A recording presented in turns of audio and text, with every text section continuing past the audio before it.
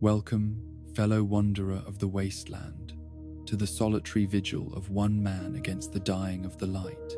Tonight, we explore the complete saga of Randall Dean Clark, known to legend only as the Survivalist, a ghost story carved into canyon walls and written in the blood of those he could not save.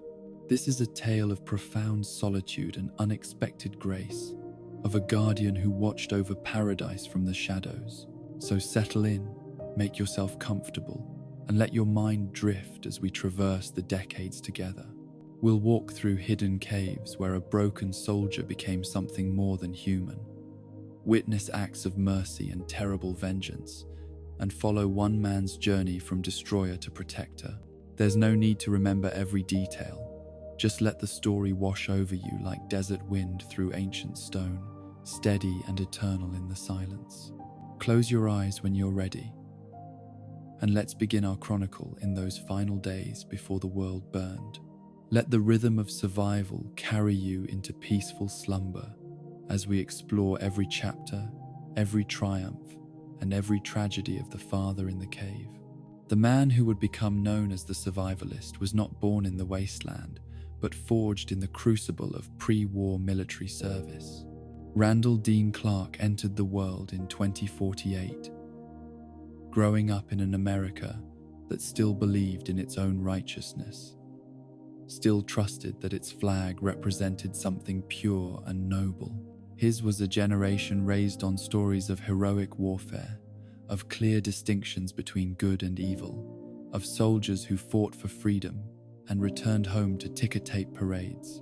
Clark enlisted in the United States Army with the same idealistic fervor that had driven countless young men before him. He believed in duty, honor, and country.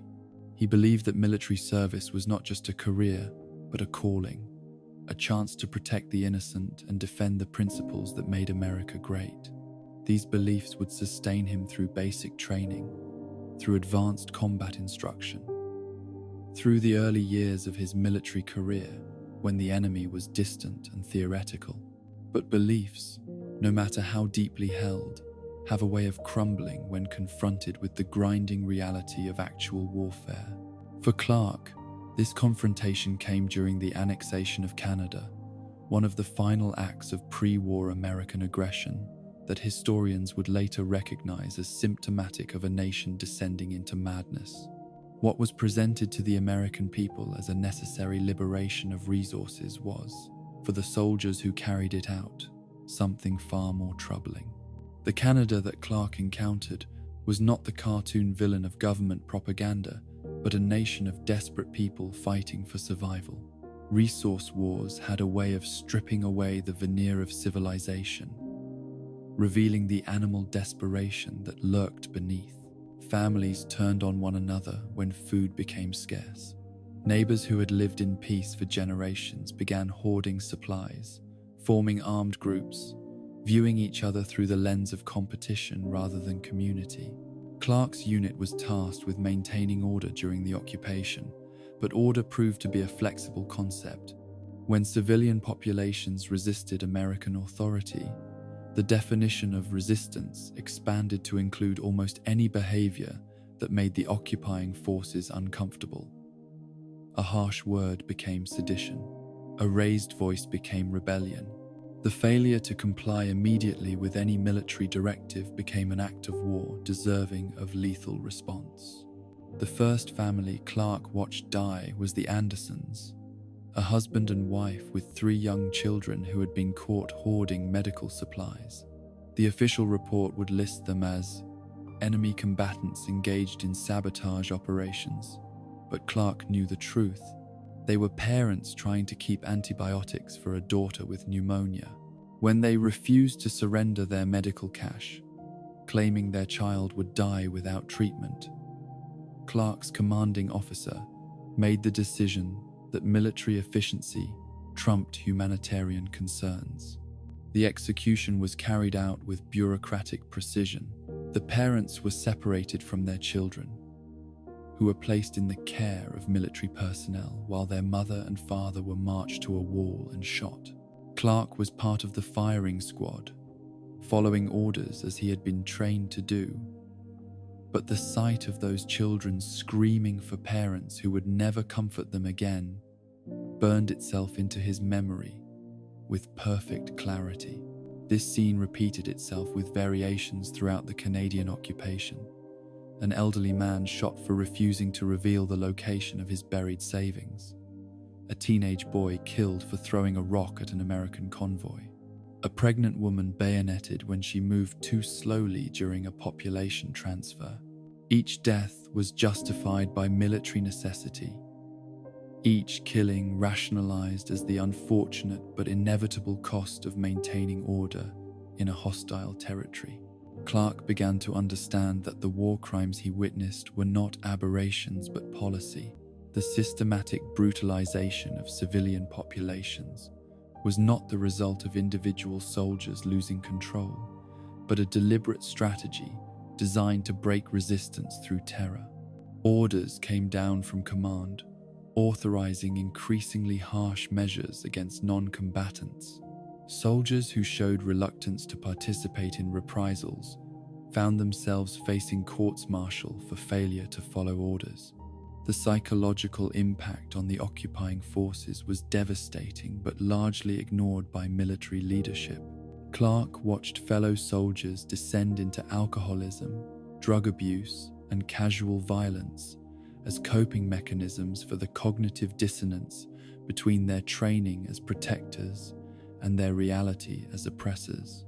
Some embraced the brutality, finding in sanctioned violence an outlet for impulses that peacetime society had forced them to suppress. Others, like Clark, turned inward, their souls shrinking away from experiences too horrible to process. Sleep became elusive as nightmares replayed the day's atrocities with perfect fidelity. The faces of the dead haunted Clark's dreams, accusing him not just of pulling triggers but of standing by while innocence was systematically destroyed.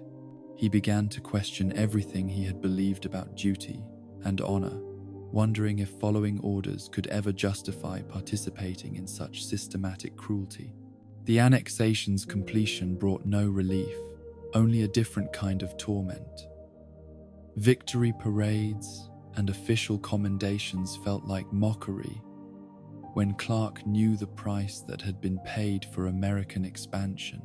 Politicians spoke of liberation and resource security, while veterans like Clark carried the weight of knowing what liberation actually looked like when implemented by desperate men with overwhelming firepower. When Clark finally returned home to Salt Lake City, he carried with him not just memories of specific atrocities, but a fundamental rupture in his understanding of right and wrong. The man who had left for Canada, believing in clear moral distinctions, returned, knowing that such distinctions were luxury items that warfare could not afford. He had seen good men do evil things and evil men do good things, had witnessed how quickly civilization could collapse when resources became scarce and authority became absolute. His family welcomed him home with celebrations that felt surreal after the horrors he had witnessed. Charlotte, his wife, had prepared his favorite meals and decorated their house with welcome home banners. His son Alex, now grown older, in ways that made Clark realize how much time had passed, showed off school achievements and talked excitedly about his father's return. They expected the same man who had left for war, but that man no longer existed. The nightmares that had plagued Clark in Canada followed him home, growing worse in the safety of civilian life, where the contrast between his peaceful surroundings and his traumatic memories became impossible to ignore. He would wake screaming, his body drenched in sweat, his mind replaying scenes of carnage with perfect clarity. Charlotte's attempts to comfort him only made the episodes worse, her gentle touches reminding him of the tenderness he had helped destroy. Clark found himself unable to participate in normal family life. Dinner conversations about mundane concerns seemed trivial after witnessing systematic murder. His son's complaints about school or friends triggered flashbacks to children orphaned by American bullets. Even simple pleasures like reading the newspaper or watching television became unbearable when every story about military heroism reminded him of the reality behind the propaganda. The solution he found was escape. Clark began taking wilderness survival trips, initially for a few days at a time, then for weeks, sometimes for entire months. He would tell Charlotte that he was maintaining his military skills, keeping himself ready for whatever challenges the future might bring. In truth, these expeditions were the only way he could function, the only environment where the skills he had learned and the things he had seen felt manageable.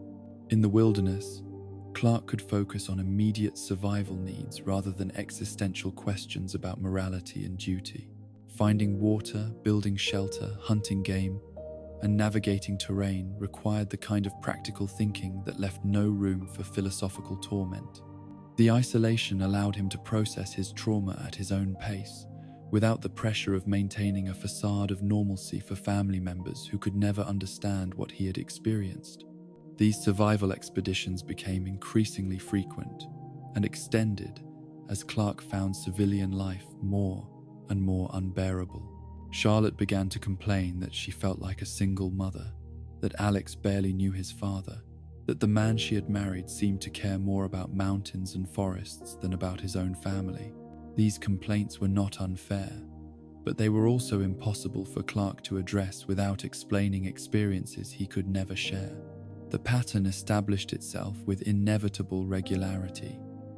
Clark would return from the wilderness, refreshed and optimistic, convinced that he had finally processed his trauma sufficiently to be a proper husband and father. For a few days or weeks, he would participate enthusiastically in family life, helping with household chores, attending Alex's school functions, taking Charlotte on dates like they used to enjoy. But the peace never lasted. Gradually, the nightmares would return. The flashbacks would increase in frequency and intensity. The weight of maintaining his civilian facade would become unbearable, and Clark would begin planning another expedition into the wilderness. Each cycle reinforced his growing conviction that he was fundamentally damaged, that the war had changed him in ways that made normal relationships impossible.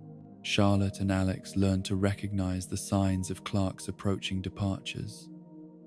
He would become distant and irritable, spending hours cleaning equipment he had cleaned dozens of times before. He would study maps of areas he already knew by heart, ostensibly planning routes for trips that followed patterns established by previous expeditions. Most tellingly, he would begin avoiding physical contact, as if preparing himself for the isolation that awaited him in the mountains. The family dynamics that developed around Clark's absences were painful for everyone involved. Charlotte oscillated between anger at his abandonment and relief at the absence of his increasingly unstable presence. Alex learned not to depend on his father's participation in important events, developing the self-reliance that children of unreliable parents must cultivate. Clark himself felt the weight of their disappointment, but found himself unable to choose family stability over psychological survival. This destructive pattern might have continued indefinitely if external events had not intervened. Clark's final wilderness expedition began on October 20th, 2077, with preparations that seemed routine but would prove to be historically significant. He packed his usual supplies, studied familiar maps, and promised Charlotte that this trip would be shorter than recent expeditions. He had no way of knowing that he would never see his family again, that this journey would end not in renewed commitment to civilian life but in the complete destruction of the world they all knew. As Clark drove away from his home on that crisp October morning, he carried with him not just camping equipment, but the accumulated weight of all his previous failures as a husband and father. He was driving toward what he hoped would be another therapeutic isolation, another chance to process trauma in solitude before returning to attempt normal life once again. Instead, he was driving toward the moment when the old world would end and his long vigil as the survivalist would begin. The road stretched ahead of him through the Utah mountains, leading toward camping grounds that had become more familiar to him than his own home. Behind him, Charlotte was probably already planning how to explain his absence to Alex, how to manage another extended period of single parenthood while waiting for a husband who might or might not return psychologically intact. Neither of them could imagine that within days, such domestic concerns would become irrelevant, that survival itself would become the only consideration that mattered. Clark drove through the morning sunshine, his mind already shifting into the survival mindset that had become his refuge from civilian trauma. He was thinking about water sources and shelter construction, about the rhythm of wilderness life that allowed him to function without the constant weight of memory and regret. He had no way of knowing that he was driving toward the moment when memory and regret would become the least of his concerns, when the skills he had developed as therapy would become the foundation for decades of solitary survival in a world transformed by nuclear fire. The last normal morning of Clark's life passed quietly, marked only by the routine preparations for what he expected to be another temporary escape from the complexities of damaged relationships and persistent trauma. By evening, such concerns would seem like luxuries from a world that no longer existed, and Clark would begin the transformation from a troubled veteran seeking peace to the legendary survivalist whose story would outlive the civilization that had broken him. The morning of October 23rd, 2077, dawned clear and crisp in the Utah mountains, with the kind of autumn air that made Clark feel almost optimistic about his latest expedition. He had been driving for several hours already, following familiar routes toward the wilderness areas that had become his sanctuary from the ghosts of Canada. The radio played softly in the background, a mixture of news reports about international tensions and advertisements for products that would soon become archaeological curiosities. Clark's thoughts wandered as he drove, following patterns established by years of therapeutic isolation. He was already mentally cataloguing the supplies in his pack, planning the first day's hike, considering which caves or shelters he might investigate. The familiar ritual of survival planning had begun to quiet the persistent anxiety that plagued his civilian life, replacing chaotic memories with the structured thinking that wilderness survival demanded. The truck's engine hummed steadily as he navigated winding mountain roads, and for a few peaceful moments, Clark allowed himself to believe that this expedition might finally provide the breakthrough he sought. Perhaps this time, the combination of physical challenge and meditative solitude would enable him to process his trauma sufficiently to return home as the husband and father his family deserved. It was a hope he had carried on dozens of previous trips, always disappointed but never quite abandoned.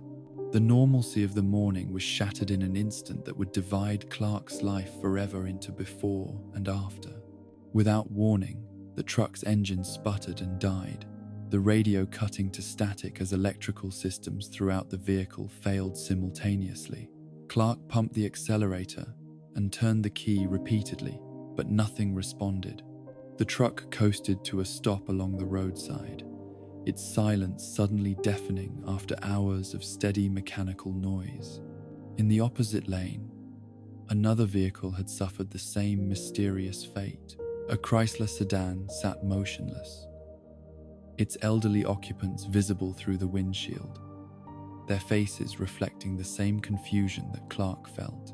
The man behind the wheel was frantically attempting to restart his engine while his wife checked the radio, both of them clearly bewildered by the simultaneous failure of multiple systems. Clark's military training provided an explanation that his mind initially rejected as too terrible to contemplate. The simultaneous failure of electrical systems across multiple vehicles suggested an electromagnetic pulse, the signature of a nuclear detonation, somewhere within range of their location.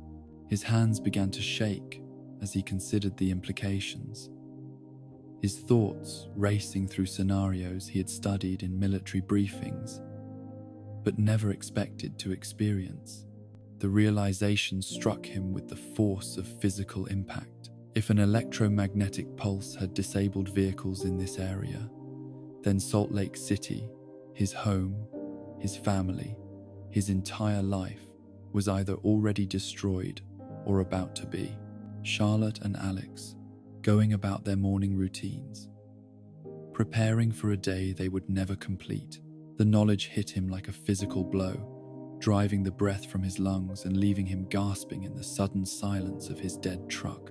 Clark forced himself to think, to act, to do something other than sit paralyzed by the magnitude of what was happening. His military training, dormant during years of civilian life, reasserted itself with automatic precision. If nuclear weapons were being detonated, there would be more. The electromagnetic pulse was just the beginning. The actual thermal and blast effects would follow within minutes. Anyone facing the wrong direction when the bombs fell would be permanently blinded by the initial flash. Moving with desperate urgency, Clark threw open the truck door and positioned himself facing away from Salt Lake City. He covered his eyes with his hands, pressing them tightly closed, and shouted a warning to the elderly couple in the other vehicle. His voice cracked as he called out instructions to cover their eyes and turn away from the city. But he could not tell whether they heard or understood his words over their own confused discussions about their stalled car. The wait was eternal and instantaneous, measured in heartbeats that felt like hours, while lasting perhaps 60 seconds.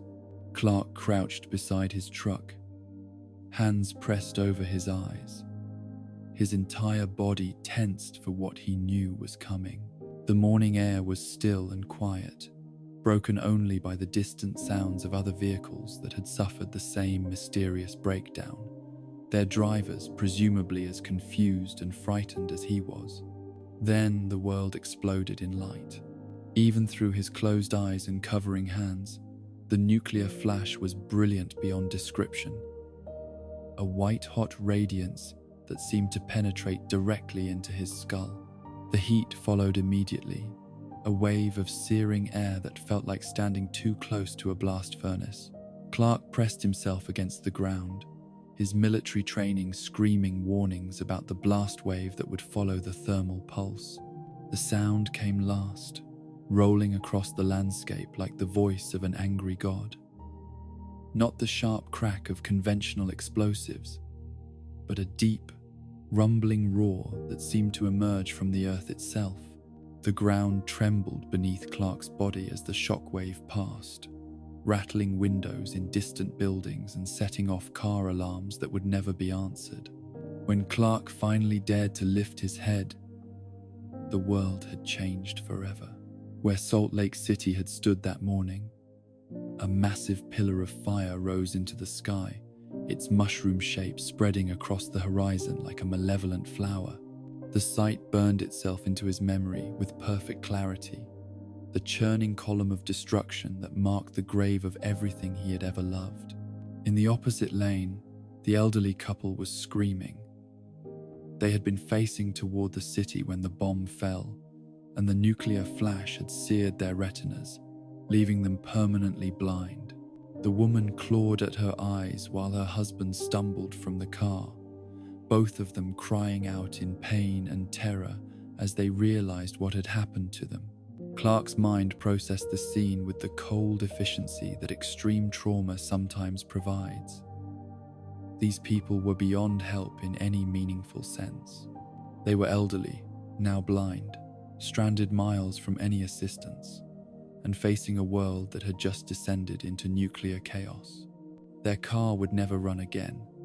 Their home was certainly destroyed, and their chances of survival in the post-nuclear environment were essentially zero. But more bombs were coming. Even as Clark watched the fireball over Salt Lake City continue to rise and spread, he could see additional flashes on the horizon. The bombardment was systematic and thorough, targeting military installations, population centers, and industrial complexes across the region. He counted each new detonation with the methodical precision of his military training. 2, 3, 4, a brief pause, then 5 more in rapid succession.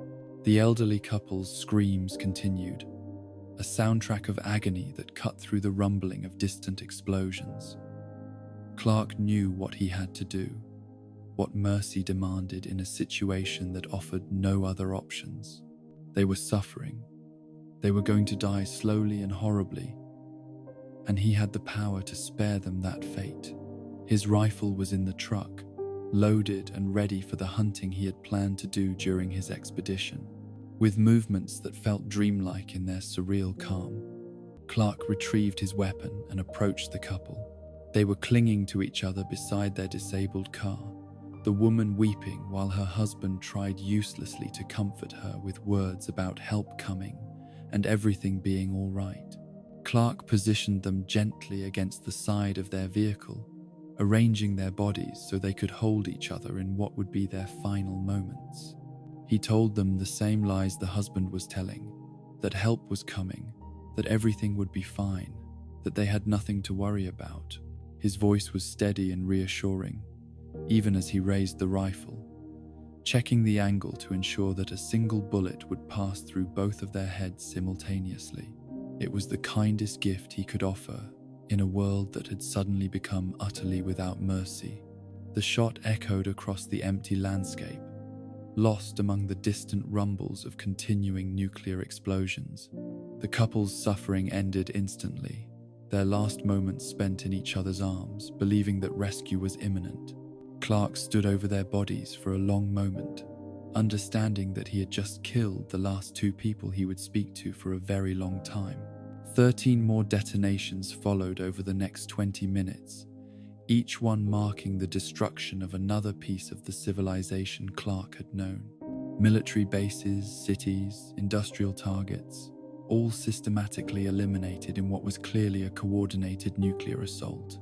The sky filled with radioactive clouds that began to drift across the landscape, carrying fallout that would poison the land for generations. When the bombardment finally ended, Clark found himself alone in a world transformed beyond recognition. The silence was absolute and terrible, broken only by the distant rumble of fires burning where cities once stood. The air itself felt different, charged with radiation and heavy with the smell of destruction.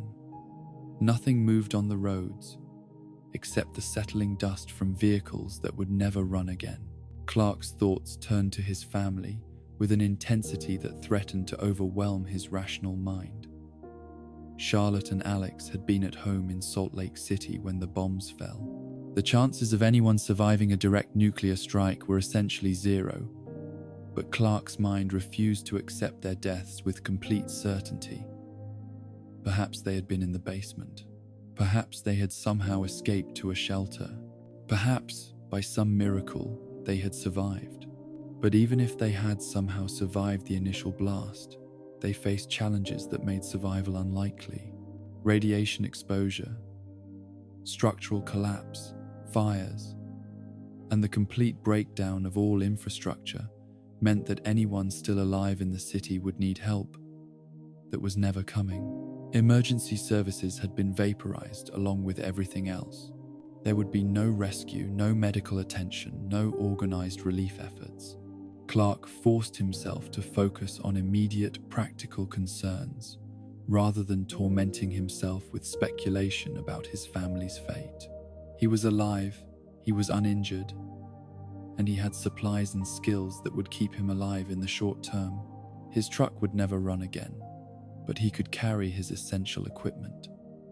The camping gear he had packed for a few weeks in the wilderness would now have to sustain him through whatever came next.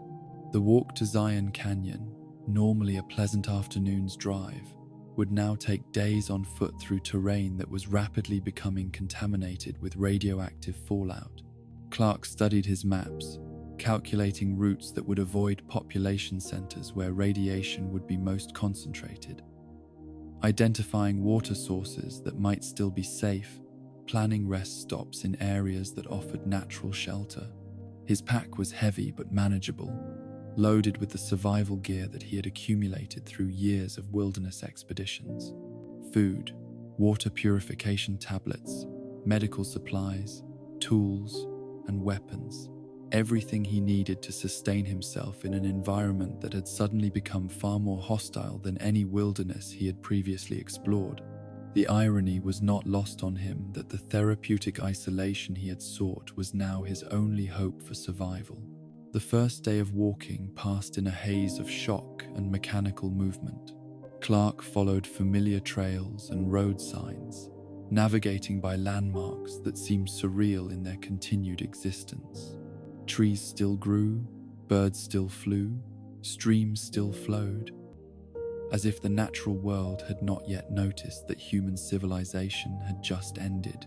The contrast between the continuing normalcy of nature and the absolute catastrophe he had witnessed created a sense of unreality that made each step feel like part of an elaborate hallucination. By nightfall, Clark had covered perhaps 15 miles, his progress slowed by the weight of his pack and the need to avoid areas where radiation might be concentrating. He made camp in a small cave that offered protection from the elements and concealment from anyone else who might have survived the attacks. Sleep came in fragments interrupted by dreams of nuclear fire and the screams of the elderly couple he had mercifully killed. The second day brought evidence that Clark was not the only survivor making his way through the post-nuclear landscape. Footprints in the dust, abandoned vehicles, and distant smoke columns suggested that others had escaped the initial attacks and were attempting to reach safety. But Clark avoided contact with these other survivors, understanding instinctively that desperation made people dangerous, and that his supplies made him a target. Each day of the journey brought new evidence of the catastrophe's scope. Aircraft contrails had vanished from the sky. Radio frequencies carried only static or emergency broadcasts that repeated the same fragmentary information about seeking shelter and avoiding contaminated areas. The few buildings Clark passed were dark and empty, their occupants either fled or dead. By the third day, Clark began to encounter the first effects of radioactive fallout. A fine, dark dust had settled on exposed surfaces, and his Geiger counter, a piece of equipment he had never expected to need outside of military exercises, began clicking with increasing frequency. He wrapped cloth around his face and tried to avoid areas where the contamination seemed heaviest, but complete avoidance was impossible. The psychological weight of solitude began to assert itself as Clark continued his forced march towards Zion. For years, he had sought isolation as therapy for his war trauma. But this was different. This was not chosen solitude, but imposed exile from a world that no longer existed. Every step took him further from the ruins of his old life, and closer to an uncertain future in which he might be completely alone. The fourth day brought rain, but it was not the clean mountain precipitation Clark remembered from previous camping trips. This was black rain, thick with radioactive particles that had been swept into the atmosphere by the nuclear explosions. It fell with a strange, oily consistency, staining everything it touched with dark streaks that his Geiger counter confirmed were highly radioactive. Clark took shelter under a rock overhang, watching the poisoned rain fall, and understanding that it was carrying contamination deep into the soil and water table. The ecological impact would be devastating and long-lasting. Anything the rain touched would be dangerous for decades. The world was not just ending, it was being systematically poisoned against the return of life. On the 5th day, Clark finally reached the familiar landscapes of Zion Canyon. The red rock formations that had provided solace during his therapeutic expeditions still stood unchanged, their ancient strength somehow reassuring in a world where everything else had proven fragile. But even here, in this sanctuary that had preserved him from psychological demons, the signs of nuclear devastation were evident. The fine radioactive dust had settled into every crevice and depression in the landscape. Plants that had been green and healthy during his last visit were already showing signs of radiation damage. Animal tracks were sparse, suggesting that wildlife had either died or fled to areas where contamination was less severe. Even paradise had not been spared from humanity's final war. Clark made his way to Fallen Rock Cave, one of the shelters he had used during previous expeditions. He approached it with the caution that months of survival had taught him, checking for signs of other occupants before entering. The cave was empty, but not unoccupied.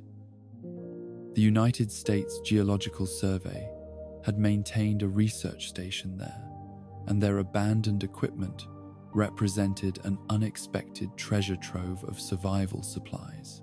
Food, water, scientific instruments, communication equipment, and most importantly, radiation detection gear. Everything the USGS team had left behind when they presumably fled or died in the nuclear attacks.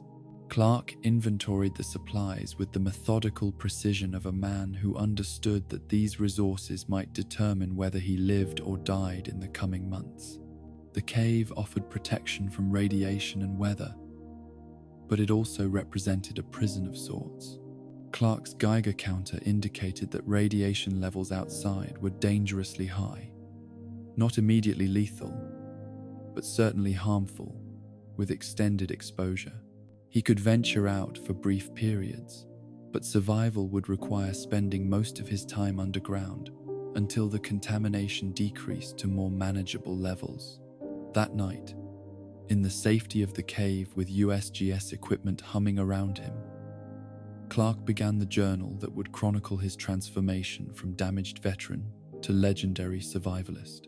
His first entries were simple, factual accounts of the nuclear attack and his journey to Zion, but they would evolve over the years into a complex meditation on survival, loss, and the meaning of human existence in a world apparently abandoned by civilization. The reality of his situation settled over him, like the radioactive dust that had settled over the landscape. His family was dead. His civilization was destroyed. He was alone in a cave, surrounded by enough supplies to survive for months, but not enough to rebuild the world he had lost. The therapeutic isolation he had sought for years had become literal isolation that might last for the rest of his life. Clark closed his journal and settled into his sleeping bag, listening to the steady clicking of the Geiger counter that would become the soundtrack to his underground existence. Outside the cave, radioactive rain continued to fall, carrying contamination deeper into the soil and water table, ensuring that the world above would remain dangerous for years to come. He had survived the end of the world, but survival was only the beginning of his story. The real test would be whether he could maintain his sanity and humanity during the years of isolation that lay ahead, whether he could find purpose and meaning in a world that seemed to have lost both. The man who had entered the cave was still recognizably the damaged veteran who had fled from his family's disappointment. The man who would eventually emerge would be something entirely different. The survivalist, the father in the cave, the guardian angel of Zion Canyon. But that transformation was still years away. For now, Clark was simply a survivor, alone in a cave, listening to radiation detectors click in the darkness, while above him, the world slowly died of atomic poison. Tomorrow would bring new challenges, new discoveries, new tests of his will to live. But tonight, for the first time since the bombs fell, he was safe, sheltered, and alive. The long vigil had begun. The first months in Fallen Rock Cave passed in a rhythm that would define Clark's existence for years to come. Each morning began with the same ritual, checking radiation levels outside the cave entrance, recording measurements in the journal that became his primary companion, and calculating how much longer he would need to remain underground before the contamination decreased to survivable levels. The USGS equipment that had seemed like such a miraculous discovery gradually revealed both its blessings and its limitations. The Geiger counter provided crucial information about radiation levels, but it also delivered a constant reminder of the poisoned world beyond the cave's protection. The steady clicking that had initially provided reassurance now became a metronome marking time. In a world where time seemed to have stopped entirely, Clark established routines that preserved his sanity through the endless underground days. Physical exercise performed in the cave's larger chambers prevented his muscles from atrophying during the enforced inactivity. He inventoried and re-inventoried supplies with obsessive precision, calculating and recalculating how long his food would last under various rationing scenarios. Most importantly, he wrote long, detailed journal entries that preserved not just the facts of his survival, but his thoughts, fears, and gradual psychological adaptation to solitude. The water situation provided his most immediate concern. The cave's small pool, fed by underground springs, offered clean water that showed no signs of radioactive contamination. But the pool was finite, and Clark's calculations suggested that even with careful rationing, he would exhaust the supply long before radiation levels decreased sufficiently to make extended surface trips safe. Each morning, he measured the water level with obsessive precision, documenting changes that might indicate whether the spring was still flowing or gradually drying up. Winter brought new challenges as temperatures dropped and the cave's stone walls seemed to absorb and radiate cold with relentless efficiency. Clark had camping gear suitable for normal wilderness survival, but extended underground living in freezing conditions tested his equipment beyond its design parameters. He spent hours each day gathering whatever combustible materials he could find within the cave system, burning them sparingly to preserve both fuel and oxygen in the enclosed space. The psychological challenges proved more difficult than the physical ones. Clark had sought isolation during his therapeutic wilderness trips, but that had been chosen solitude with the knowledge that human contact was available whenever he decided to return home. This isolation was imposed by circumstances beyond his control, with no guarantee that human contact would ever again be possible. The knowledge that his family was dead, that his entire world had been destroyed, settled over his thoughts like the radioactive dust that had settled over the landscape. Sleep became increasingly elusive as the weeks passed. Nightmares that had plagued Clark since his return from Canada now mixed with new horrors. Visions of nuclear fire consuming Charlotte and Alex, dreams in which he arrived home to find their skeletons waiting for him, fantasies in which he had somehow prevented the war through different choices or better timing. He would wake in the darkness of the cave, disoriented and gasping, taking several minutes to remember where he was and why he was there. The journal entries from this period reveal a man struggling to maintain hope in the face of overwhelming despair. Clark wrote extensively about his family, preserving memories of Charlotte's laugh, Alex's enthusiasm for school projects, the small domestic moments that had once seemed mundane, but now represented everything he had lost. These passages served both as memorial and torment, keeping their memory alive, while emphasizing their permanent absence. Food supplies lasted longer than Clark had initially calculated, partly because the USGS team had been well prepared for extended research missions. and partly because his enforced inactivity reduced his caloric needs. But variety disappeared quickly, leaving him with a monotonous diet of canned goods and preserved foods that gradually lost their appeal. He found himself dreaming not just of his family, but of simple pleasures like fresh fruit, hot coffee, and meals prepared with care rather than consumed as mere fuel for survival. The new year of 2078 passed unmarked, except for a brief journal entry, acknowledging that time continued to pass even in a world that seemed frozen in the aftermath of catastrophe. Clark had now been underground for over 2 months, and radiation levels, while decreasing, remained dangerously high. His calculations suggested that safe surface exposure might not be possible for weeks or months more, and his water supply continued to dwindle at a rate that made long-term survival increasingly uncertain. It was during this period of deepest despair that Clark seriously contemplated suicide for the first time since entering the cave.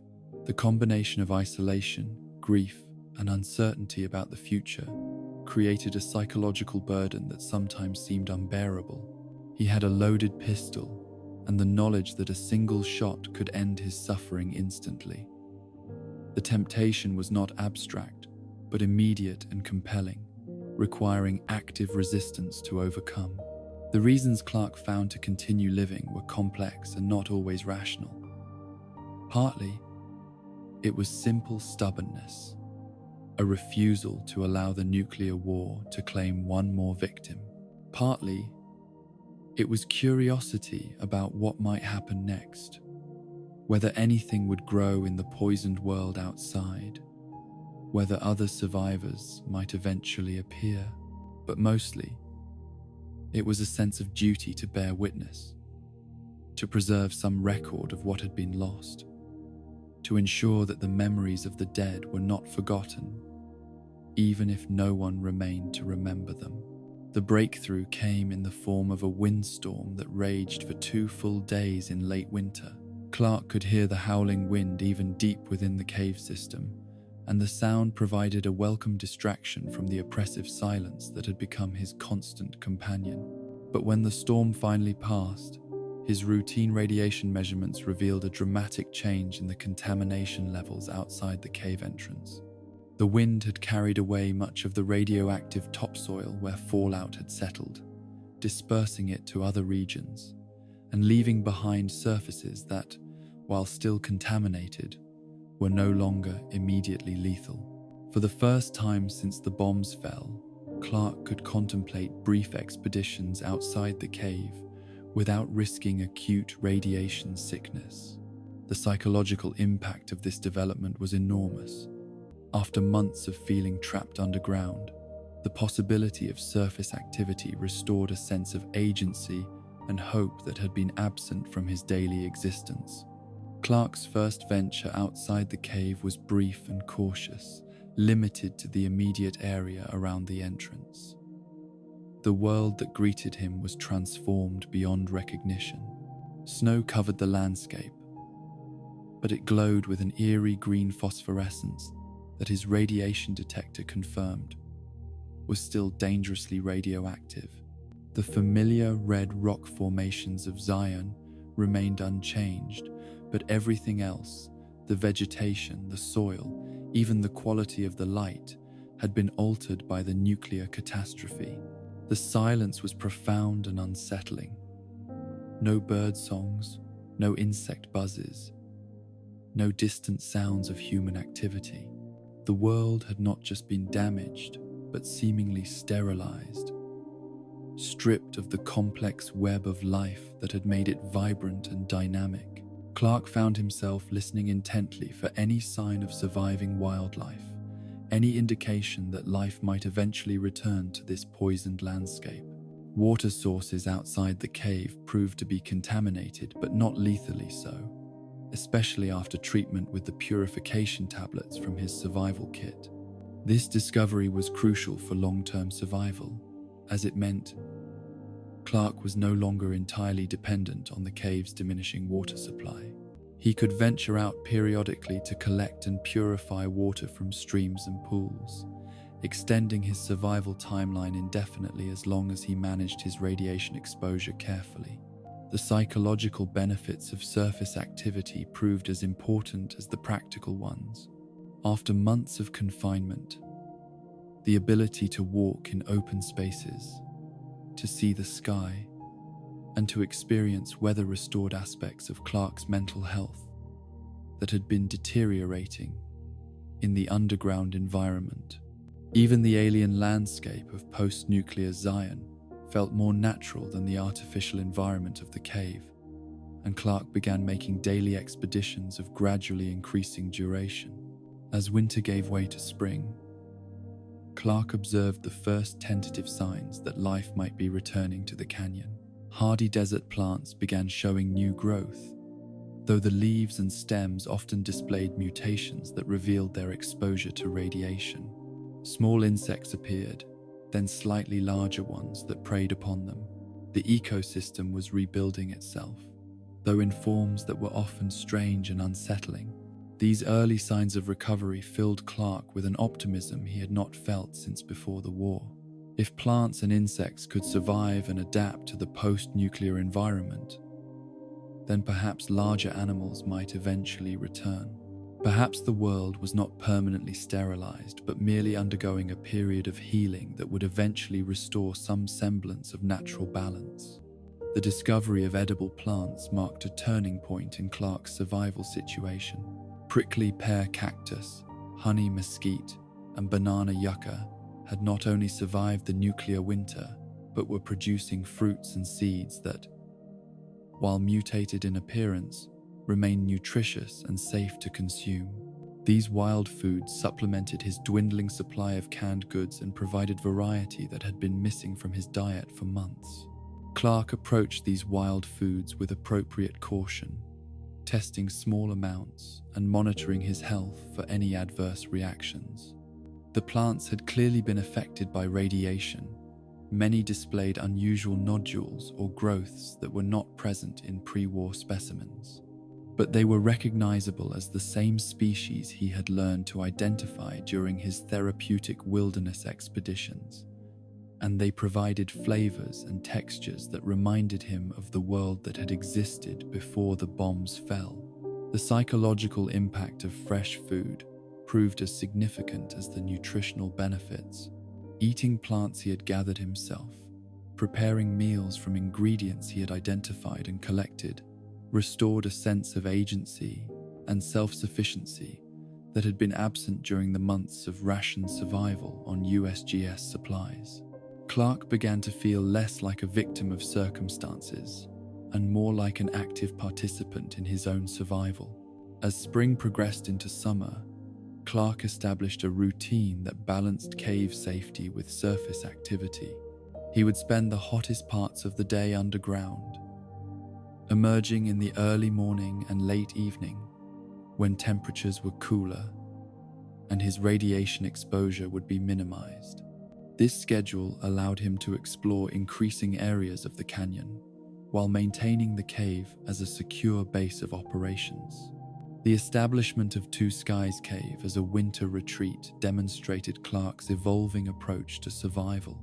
Rather than remaining dependent on a single location, he began creating a network of safe houses and supply caches that would allow him greater flexibility in responding to seasonal changes and potential threats. This strategic thinking reflected his military training but also his growing expertise in post-nuclear survival. Two Skies Cave offered advantages that Fallen Rock Cave lacked: better ventilation, multiple entrances and exits, and natural features that made it more suitable for extended winter occupation. Clark spent weeks preparing the site, moving supplies and equipment, creating comfortable living spaces, and establishing the routines that would sustain him through the harsh mountain winters that were to come. The second winter passed more comfortably than the first, partly because Clark was better prepared, and partly because radiation levels continued to decrease as time passed. He could now make brief surface trips even in winter conditions, allowing him to gather firewood and check on his various supply caches. The psychological benefits of this increased mobility were substantial, preventing the claustrophobic despair that had nearly overwhelmed him during his first months underground. By the third year, Clark had established a sustainable pattern of survival that could theoretically continue indefinitely. His food sources combined wild gathering with carefully rationed, preserved goods. His water came from treated surface sources that showed decreasing contamination levels each month. His shelter rotated between caves that offered different advantages depending on season and conditions. Most importantly, his psychological adaptation to solitude had progressed to the point where isolation no longer threatened his sanity. The ecosystem of Zion Canyon continued its gradual recovery, with new species appearing each season and familiar ones adapting to their changed environment. Clark documented these changes meticulously, creating a scientific record of post-nuclear ecological succession that might someday prove valuable to other survivors. His journal entries from this period read like the observations of a naturalist studying an entirely new world.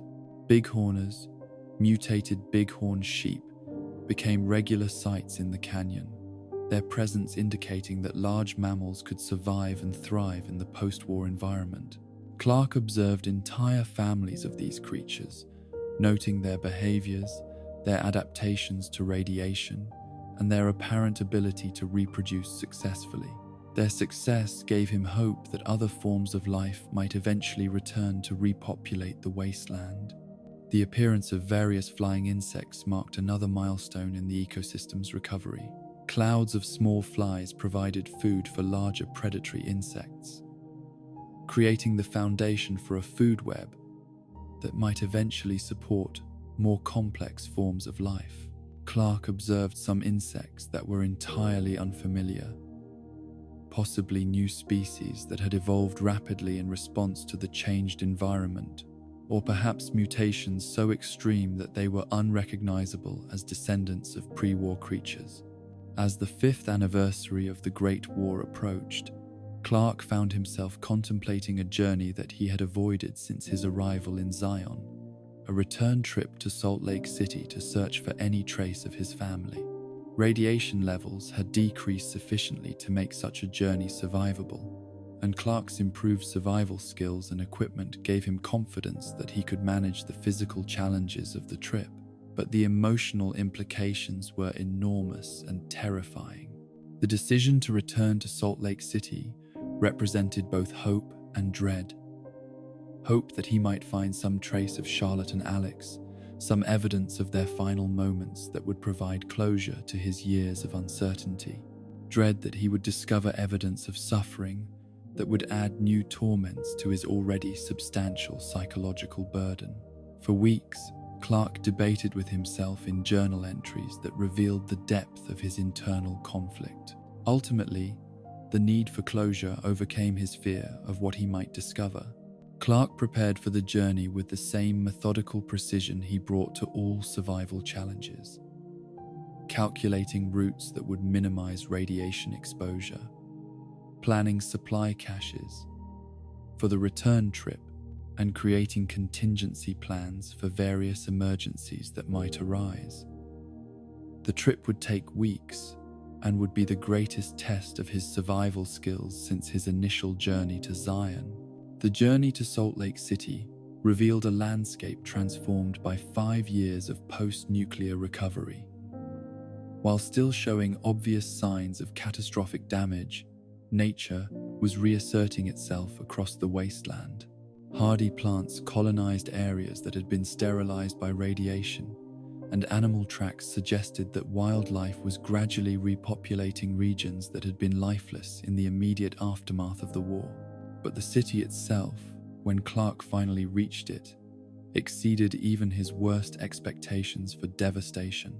The multiple nuclear strikes had not just destroyed buildings and infrastructure, but had fundamentally altered the geography of the area.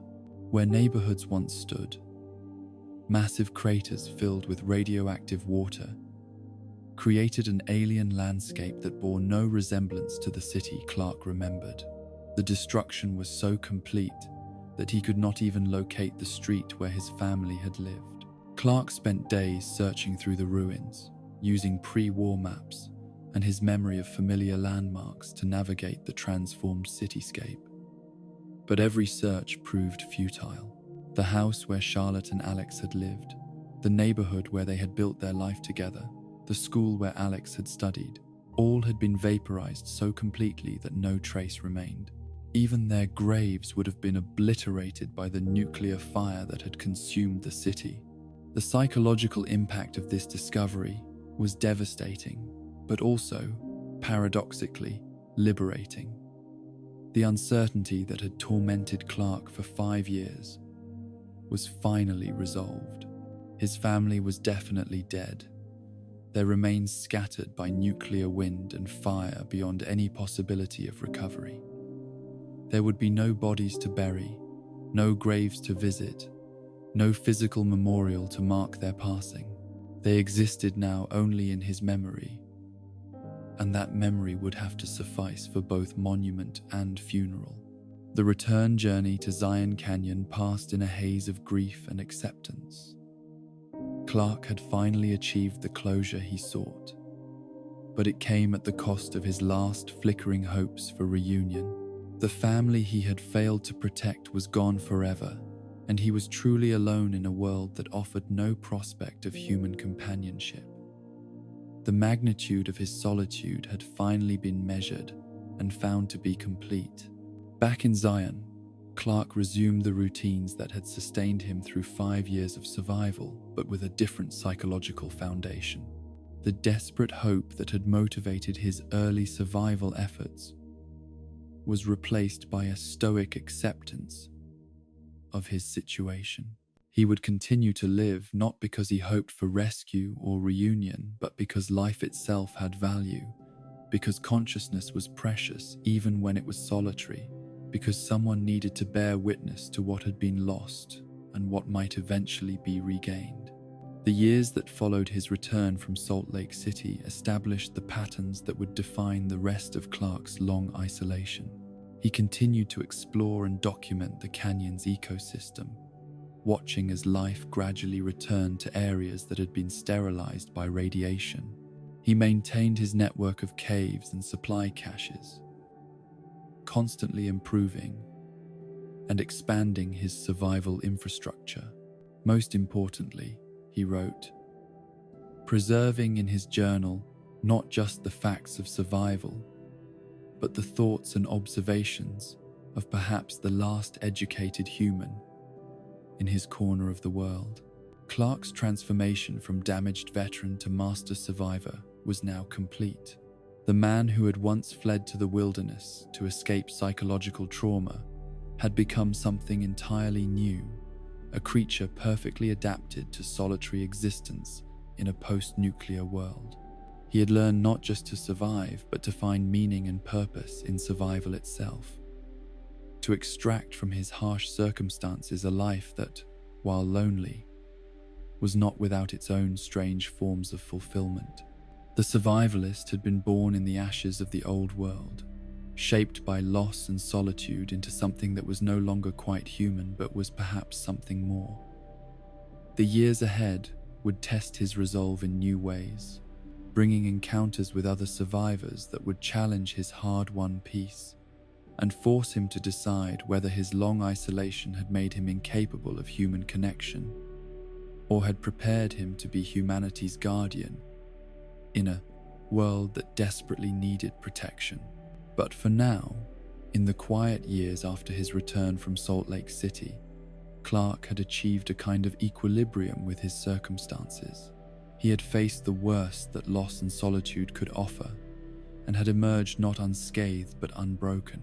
The foundation was laid for everything that would follow, the decades of watching, protecting, and ultimately sacrificing for strangers who would never know his name, but would benefit from his tireless vigilance in the wilderness that had become his permanent home. The morning of September 20th, 2095, began like countless others in Clark's routine of solitary survival. 18 years had passed since the Great War, and the rhythms of post-nuclear existence had become as natural to him as breathing. He emerged from his cave shelter as dawn painted the red rocks of Zion in familiar shades of gold and crimson, his movements economical and purposeful after nearly 2 decades of practice in the art of staying alive.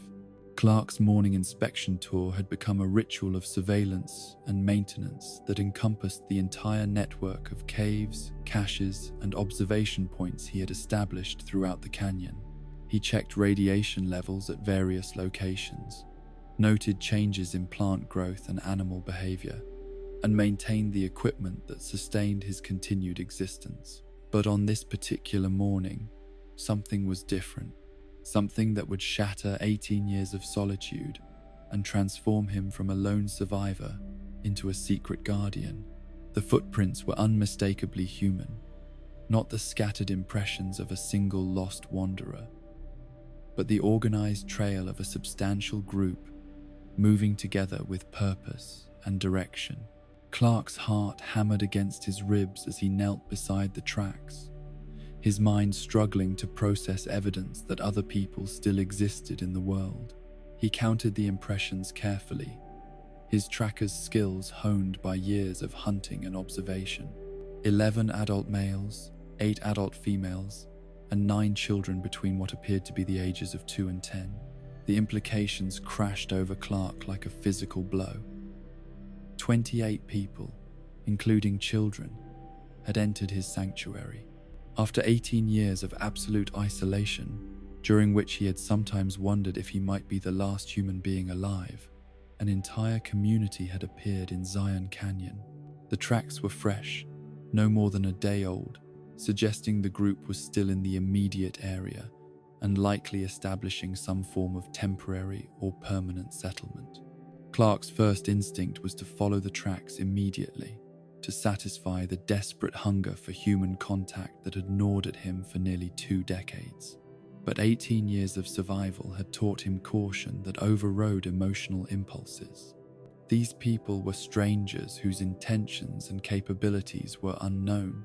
They might be peaceful refugees seeking shelter, or they might be raiders or slavers who would view a lone survivor as either a threat to be eliminated or a resource to be exploited. Instead of approaching directly, Clark decided to observe from concealment, using the skills in fieldcraft and surveillance that his military training had provided and his survival experience had refined. He followed the tracks carefully, noting details about the group's composition, equipment, and apparent health status. The footprints told a story of people who had been traveling for some time.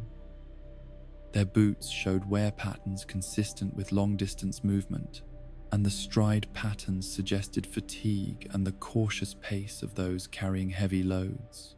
The trail led Clark to a familiar location, the same area where he had once observed bighorn herds grazing, where a natural spring provided clean water and the canyon walls offered shelter from weather and concealment from potential threats.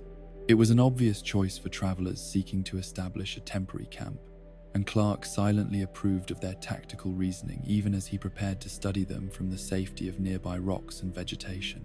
From his concealed position, Clark got his first clear look at other human beings in 18 years. The sight was overwhelming. Men and women moving about their campsite with the familiar rhythms of domestic life. Children playing games that seemed impossibly normal in the transformed world. Voices speaking and laughing in patterns that Clark had almost forgotten existed. The emotional impact was so intense that he had to grip the rocks to steady himself, his vision blurring with tears he had not expected to shed. The group's equipment and clothing told the story of their journey and origins. They carried what appeared to be all their worldly possessions in packs and makeshift bundles, suggesting refugees rather than raiders. Their weapons were present but in poor condition. Rifles and pistols that showed signs of heavy use and inadequate maintenance. Most telling were their clothes, which were worn and patched but clean. indicating people who maintained dignity and standards despite obvious hardships. But it was their voices that affected Clark most profoundly. The sound of human speech. After 18 years of hearing only his own voice echoing in cave systems, was like a physical sensation that seemed to penetrate directly into his soul. He could not yet understand their words from his distant observation point, but the musical cadence of conversation, the laughter of children, the gentle remonstrations of parents, all of it created a symphony of humanity that Clark had thought might be lost forever. The children were particularly mesmerizing to observe. Clark had not seen a child since the war, and watching them play and explore their new environment with the resilience and curiosity that seemed uniquely characteristic of the young filled him with emotions he struggled to identify. These children had been born into the post-war world, had known no other existence than the harsh realities of survival and migration, yet they still displayed the essential humanity that had somehow persevered despite everything that had been lost. On the second day of observation, Clark managed to position himself close enough to their camp to overhear conversations and begin to understand something about these newcomers. They were speaking Spanish, which explained why their voices had sounded familiar yet incomprehensible during his initial surveillance. Clark's military training had included basic Spanish language instruction, and 18 years of isolation had not diminished his ability to recognize common words and phrases. The word he heard most frequently was paradiso, paradise. The adults used it when discussing their surroundings, when pointing out features of the landscape to their children, when expressing gratitude for finding such a beautiful and apparently safe location. The repetition of this single word told Clark everything he needed to know about their intentions. These were not temporary visitors, but people who had come to Zion Canyon seeking a permanent home. Refugees who believed they had finally found their promised land. Clark's emotions during this period of observation were complex and often contradictory. Joy at discovering other survivors mixed with anxiety about sharing his long-held sanctuary. Desperate longing for human companionship competed with deep-seated fears about trusting strangers with the knowledge of his existence and capabilities. 18 years of solitude had not prepared him for the psychological complexities of suddenly having neighbors, especially neighbors whose very presence transformed Zion from his private refuge into a shared community space. The group's daily routines gradually became familiar to Clark as he maintained his surveillance from various concealed positions throughout the canyon. The adults organized themselves efficiently, with clear divisions of labor and responsibility. Some tended to the children and maintained the camp. Others ventured out to gather food and water. Still others worked to improve their temporary shelters and establish a more permanent settlement infrastructure. Their organization suggested people who had survived together for some time and had developed the cooperation necessary for group survival. Among the adults, certain personalities began to emerge through Clark's patient observation. There was Jose, a man in his 30s who seemed to serve as an informal leader and was often consulted by others when decisions needed to be made. Maria was obviously pregnant, her condition carefully protected by the other women who ensured she avoided heavy labor and received extra food. Pablo appeared to be skilled in mechanical repairs and was frequently seen working on their weapons and equipment. But it was the relationship dynamics that fascinated Clark most. Having lived in complete isolation for 18 years, he had forgotten the complex web of personal connections that characterized human communities. Watching the interplay of friendship, romance, rivalry, and cooperation among the group members was like observing an alien species, yet one that stirred deep memories of his own pre-war life with Charlotte and Alex. The children's relationships were particularly poignant to observe. Clark watched older children caring for younger ones with a tenderness that suggested strong family bonds maintained despite the hardships of their journey. He saw games and stories being shared, lessons being taught, comfort being provided when the younger ones became frightened or upset. These scenes of normal childhood interaction, occurring in a world that had seemingly abandoned normalcy, filled Clark with emotions ranging from joy to profound sadness. As days passed, Clark's routine evolved to center around his observations of the Mexican group. He would rise before dawn and position himself at vantage points that allowed him to watch their morning activities.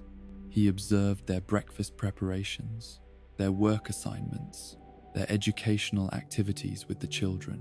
During the heat of midday, when the group rested in whatever shade they could find, Clark would retreat to his own shelters to process what he had learned and plan the afternoon's surveillance.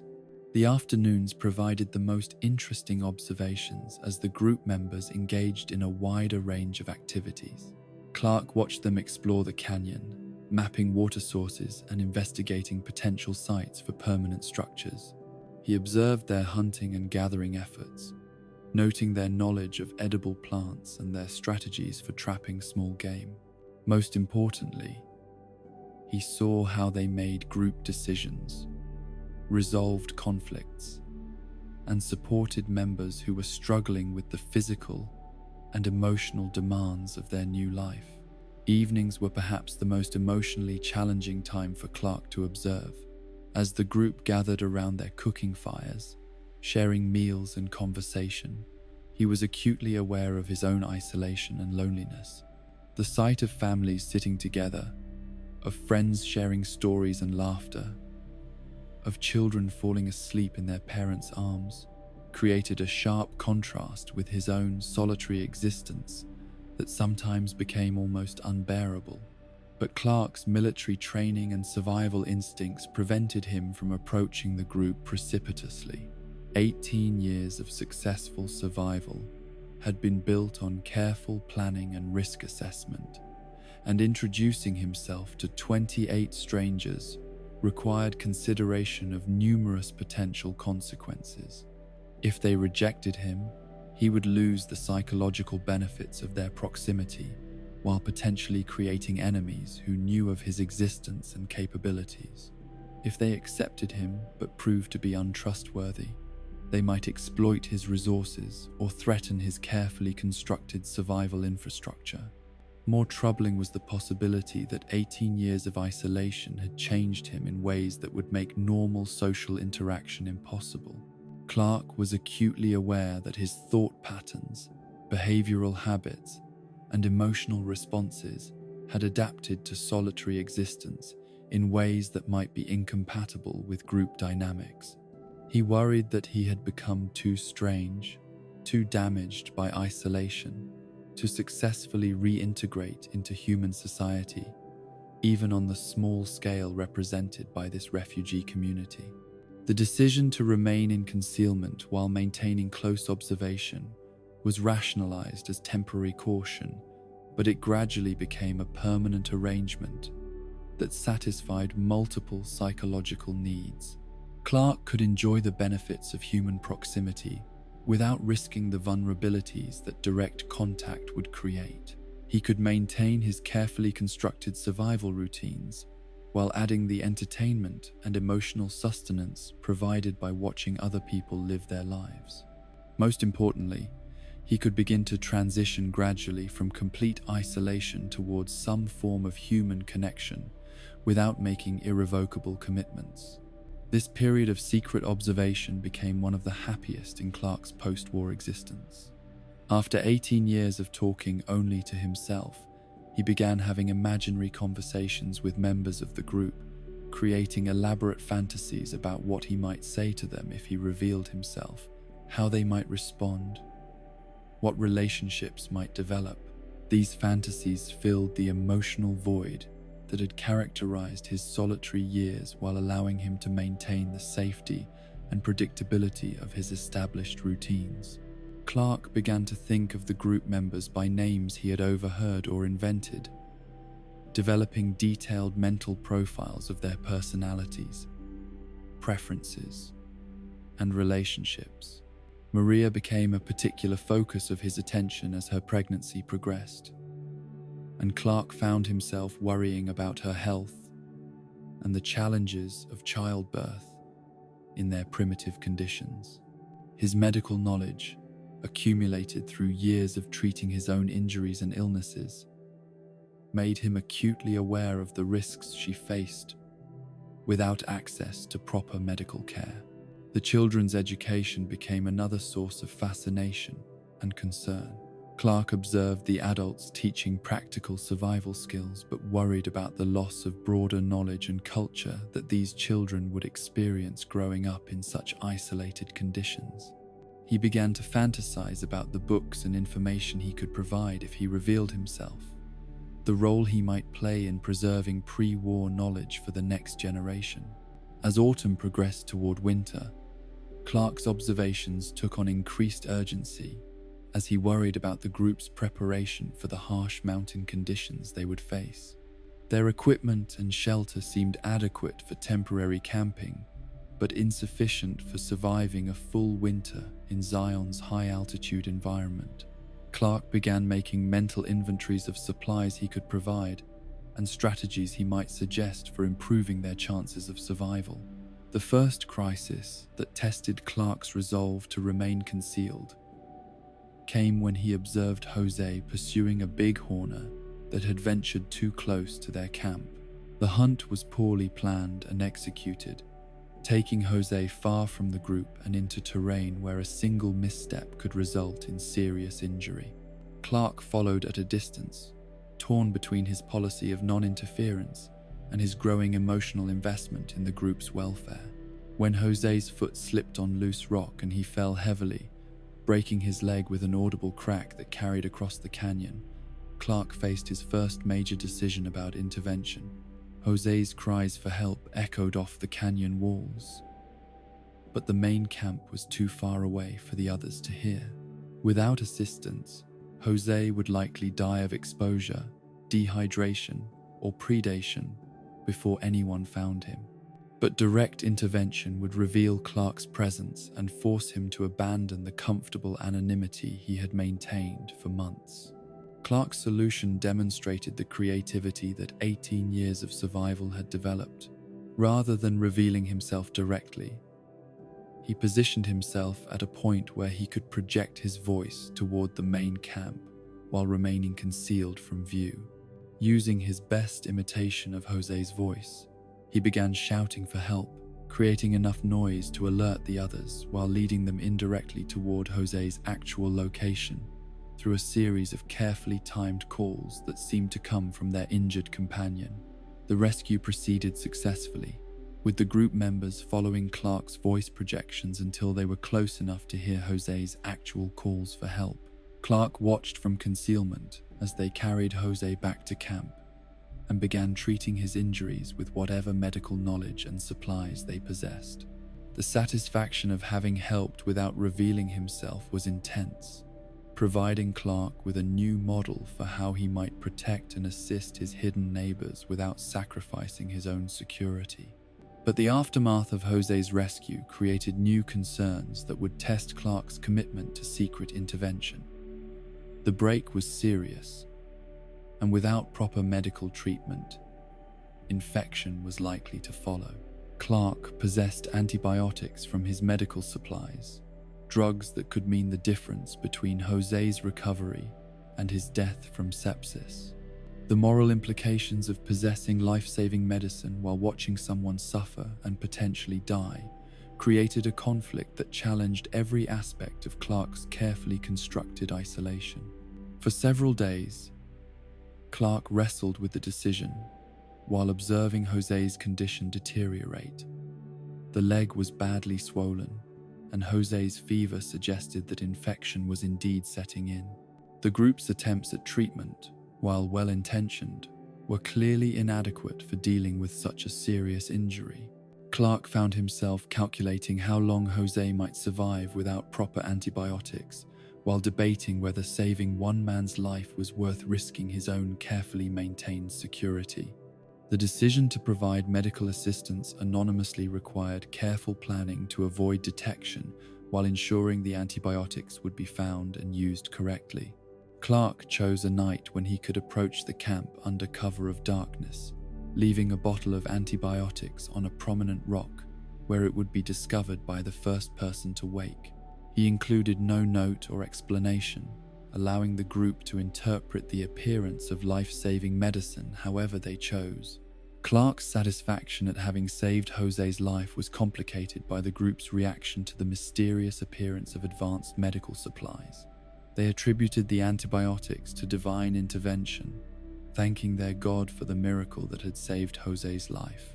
This religious interpretation of his intervention troubled Clark deeply, challenging his atheistic worldview and raising questions about the morality of allowing people to credit supernatural forces with his very natural assistance. The incident also forced Clark to confront the psychological changes that months of observation had created in his relationship with the group. They were no longer anonymous strangers whose welfare was of academic interest, but had become something like family members whose suffering affected him personally. Jose's injury had caused Clark genuine distress, and the knowledge that he possessed the means to help had made non-intervention psychologically impossible. As winter approached, Clark's concern for the group's survival intensified.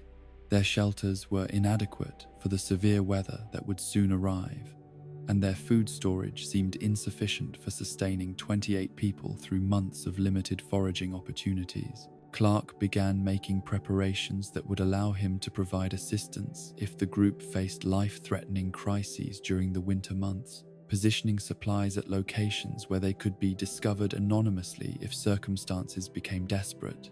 The decision to relocate to Stonebone's cave for the winter was motivated partly by practical considerations. The cave system offered better protection from severe weather, but primarily by Clark's desire to maintain close surveillance of the group during the period when they would be most vulnerable. From Stonebones, he could observe their daily activities and respond quickly if emergency intervention became necessary. Winter in Zion Canyon tested both Clark's survival skills and his commitment to protecting his secret neighbors. The group struggled with food shortages, inadequate heating, and the psychological challenges of being confined to their improvised shelters for days at a time during severe weather. Clark found himself making anonymous deliveries of firewood, leaving extra game where hunting parties would discover it, and even providing tools that would help them improve their living conditions.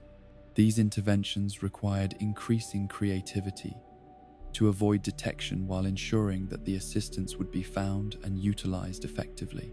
Clark developed elaborate strategies for delivering aid under cover of darkness or severe weather, always ensuring that his tracks would be obscured and that the timing of deliveries would seem coincidental rather than planned. The psychological satisfaction of helping while maintaining anonymity became addictive, providing Clark with a sense of purpose that had been missing from his solitary existence. The group's religious interpretations of his assistance continued to trouble Clark, but also provided convenient cover for his interventions. Their belief that divine providence was protecting them in their new paradise meant that they did not investigate too closely the sources of their good fortune. They accepted mysterious deliveries of supplies as evidence of God's favor rather than questioning the practical mechanisms by which such assistance might be provided.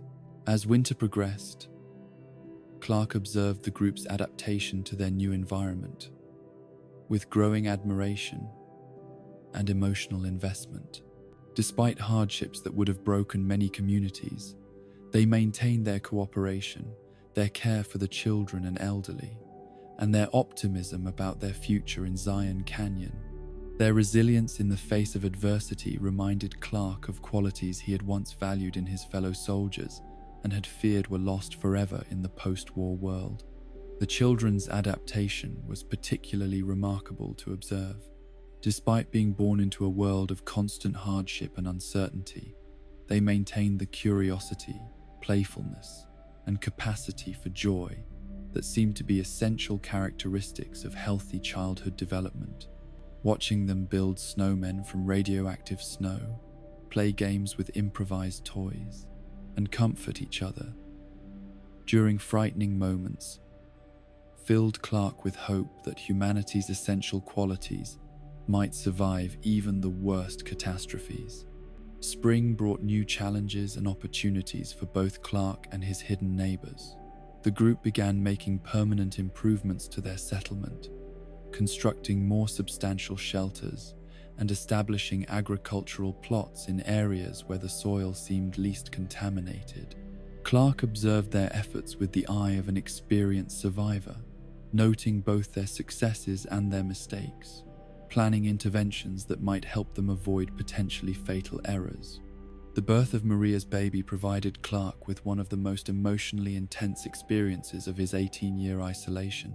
He watched from concealment as the group celebrated the arrival of new life, their joy and wonder at the miracle of birth, creating scenes that reminded him poignantly of his own lost family and the children he might have had with Charlotte. The baby's healthy arrival seemed to validate the group's choice of Zion as their new home and reinforce their belief that they had indeed found paradise. But the baby's birth also intensified Clark's psychological investment in the group's welfare. The presence of an infant made their survival more precarious while simultaneously making their continuation more precious.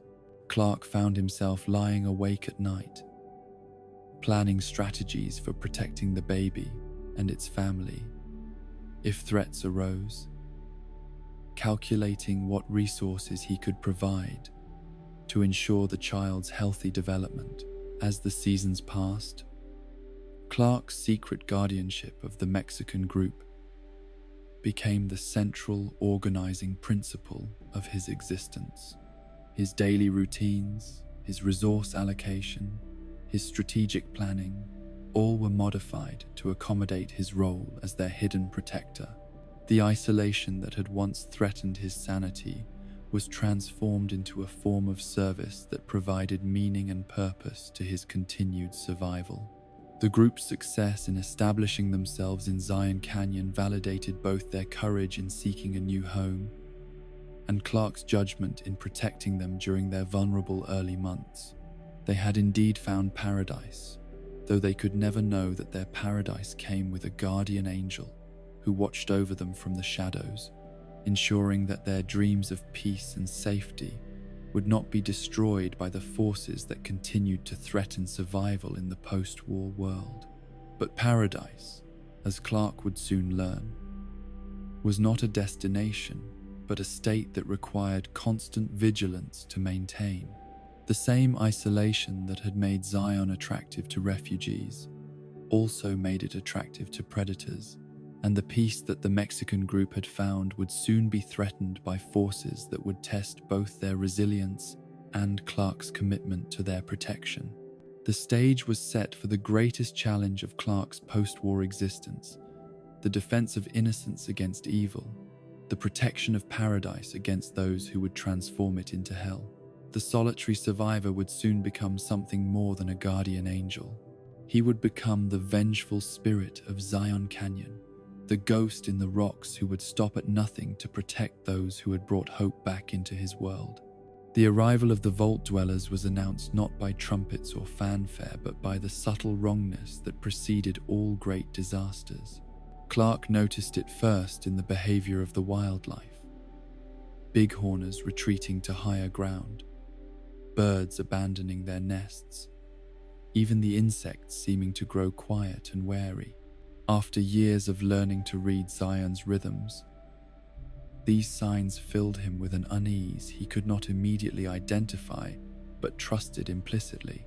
From his observation post at Stone Bones Cave, Clark watched the Mexican group continue their daily routines with the peaceful domesticity that had characterized their 3 years in the canyon. Maria nursed her now toddling son while the other children played their familiar games. Jose walked with only a slight limp from his old injury, testament to Clark's anonymous medical intervention. The adults went about their tasks of hunting, gathering, and maintaining their modest settlement with the calm confidence of people who had finally found safety. The first glimpse of blue through the canyon's entrance should have been a relief. Other survivors, potentially allies, possibly even news from the outside world that the Mexican group had heard nothing of for years. Instead, Clark felt his stomach clench with the same premonition of disaster that had preceded every catastrophe of his military service. There was something wrong about these newcomers, something in their organized movement and identical uniforms that suggested not refugees seeking shelter, but predators seeking prey. They came in formation, over 100 individuals wearing distinctive blue jumpsuits marked with bright yellow numbers, moving with the discipline of a military unit, but lacking the purposefulness of genuine soldiers. Clark's binoculars revealed faces marked by sickness and desperation, eyes that held the flat emptiness of people who had abandoned hope and morality in equal measure. These were not settlers seeking to build new lives, but scavengers seeking to consume what others had built. The vault dwellers spread through the canyon like a plague, their superior numbers and organization making them unstoppable against any resistance the Mexican group might offer. Clark counted their weapons, military-grade rifles and automatic weapons that had been maintained far better than the poor equipment carried by his peaceful neighbors. The tactical situation was hopeless from the moment the blue-clad army entered Zion, but Clark hoped desperately that some accommodation might be reached, that the newcomers might be content to share the canyon rather than claiming it entirely for themselves. His hopes were shattered within hours as the vault dwellers' true nature became apparent through their actions rather than their words. They did not approach the Mexican settlement under a flag of truce or attempt to negotiate for shared use of the canyon's resources. Instead, they surrounded the peaceful community like wolves circling sheep, their movements coordinated and purposeful in ways that spoke of predatory experience rather than mere desperation. The assault, when it came, was swift and merciless. Clark watched in horror from his concealed position as the blue wave swept over the Mexican camp, overwhelming resistance that was as brief as it was futile. The men who tried to fight were cut down immediately, their ancient weapons no match for military-grade firearms wielded by overwhelming numbers. Those who attempted to flee were hunted down with systematic efficiency, their bodies left where they fell, as warnings to any who might consider resistance. But it was the fate of the non-combatants that transformed Clark's horror into something approaching insanity. Women and children who posed no possible threat were murdered with casual indifference, if they so much as picked up sticks to defend themselves. The vault dwellers showed no mercy for age or innocence, no recognition that the people they were slaughtering were human beings, deserving of basic dignity, even in conquest. Maria, the woman Clark had worried about through her pregnancy and watched with joy as she raised her child, was among the first to die. She had grabbed a kitchen knife when the shooting started, not to attack but to defend her son from the strangers pouring into their camp. The gesture was futile but brave, and it cost her life as a burst of automatic gunfire cut her down before she could take more than 2 steps. Her son's cries were silenced moments later by the same indifferent violence. Jose, whose broken leg Clark had anonymously helped heal, lasted longer in the fighting but with the same inevitable result. He had organized what little defense the men could mount, using his informal leadership role to try to cover the escape of women and children. Clark watched through his scope as Jose expended his last ammunition trying to buy precious seconds for people who would not live to use them. His final act one of selfless courage that went unwitnessed, except by the hidden observer who had grown to love him like family. The massacre that followed was systematic and thorough, conducted with the efficiency of people who had performed similar actions before and expected to do so again. The vault dwellers moved through the Mexican settlement methodically, checking bodies to ensure none survived to carry word of what had happened, collecting weapons and supplies that might be useful, destroying everything that had no immediate value to their own survival.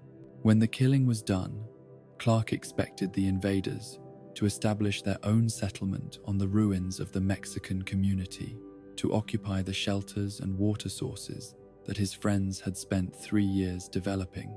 Instead, he watched in disbelief as the vault dwellers selected survivors from among the Mexican community, 2 women, Eleanor and Carmen, and 5 children who had been too young or too frightened to resist during the assault. The survivors were not rescued but captured, herded into improvised pens like livestock awaiting slaughter. Their treatment made clear that they were not considered fellow human beings deserving of mercy, but resources to be consumed when the need arose. Clark realized with sick certainty that he was witnessing not just murder but preparation for cannibalism, that his beloved neighbors had fallen into the hands of people who had abandoned humanity entirely. The vault dwellers established their camp with military precision, setting up defensive perimeters and guard rotations that spoke of experience in hostile territory. But their organization was undermined by the sickness that Clark could observe even from a distance.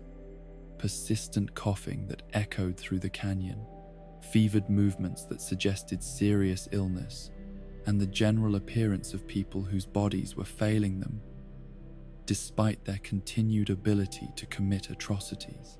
Clark spent that first night in a state of psychological shock that threatened to overwhelm his capacity for rational thought. 28 people he had come to love like family had been reduced to 7 survivors, awaiting horrific death at the hands of monsters who wore human faces. The 3 years of secret guardianship, the countless small interventions that had ensured their survival and prosperity, the emotional investment that had given meaning to his isolation, all had been rendered meaningless in a few hours of systematic violence. Sleep was impossible as Clark's mind raced through scenarios for rescuing the survivors. Direct assault was suicide. One man with limited ammunition could not defeat over 100 armed opponents, regardless of their sickness or his superior knowledge of the terrain. Stealth might allow him to approach the pens, but escaping with 7 people, including small children, would be impossible without detection, and recapture would likely result in immediate execution for everyone involved.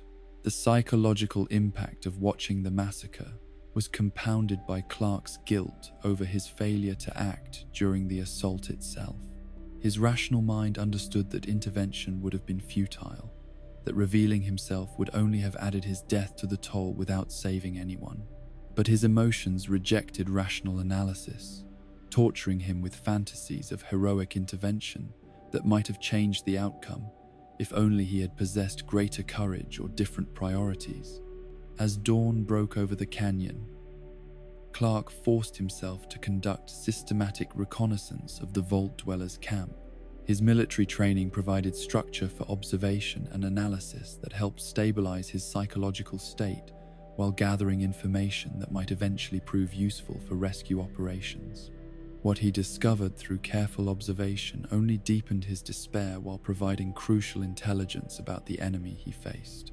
The vault dwellers were indeed seriously ill, suffering from what appeared to be tuberculosis or some similar respiratory disease.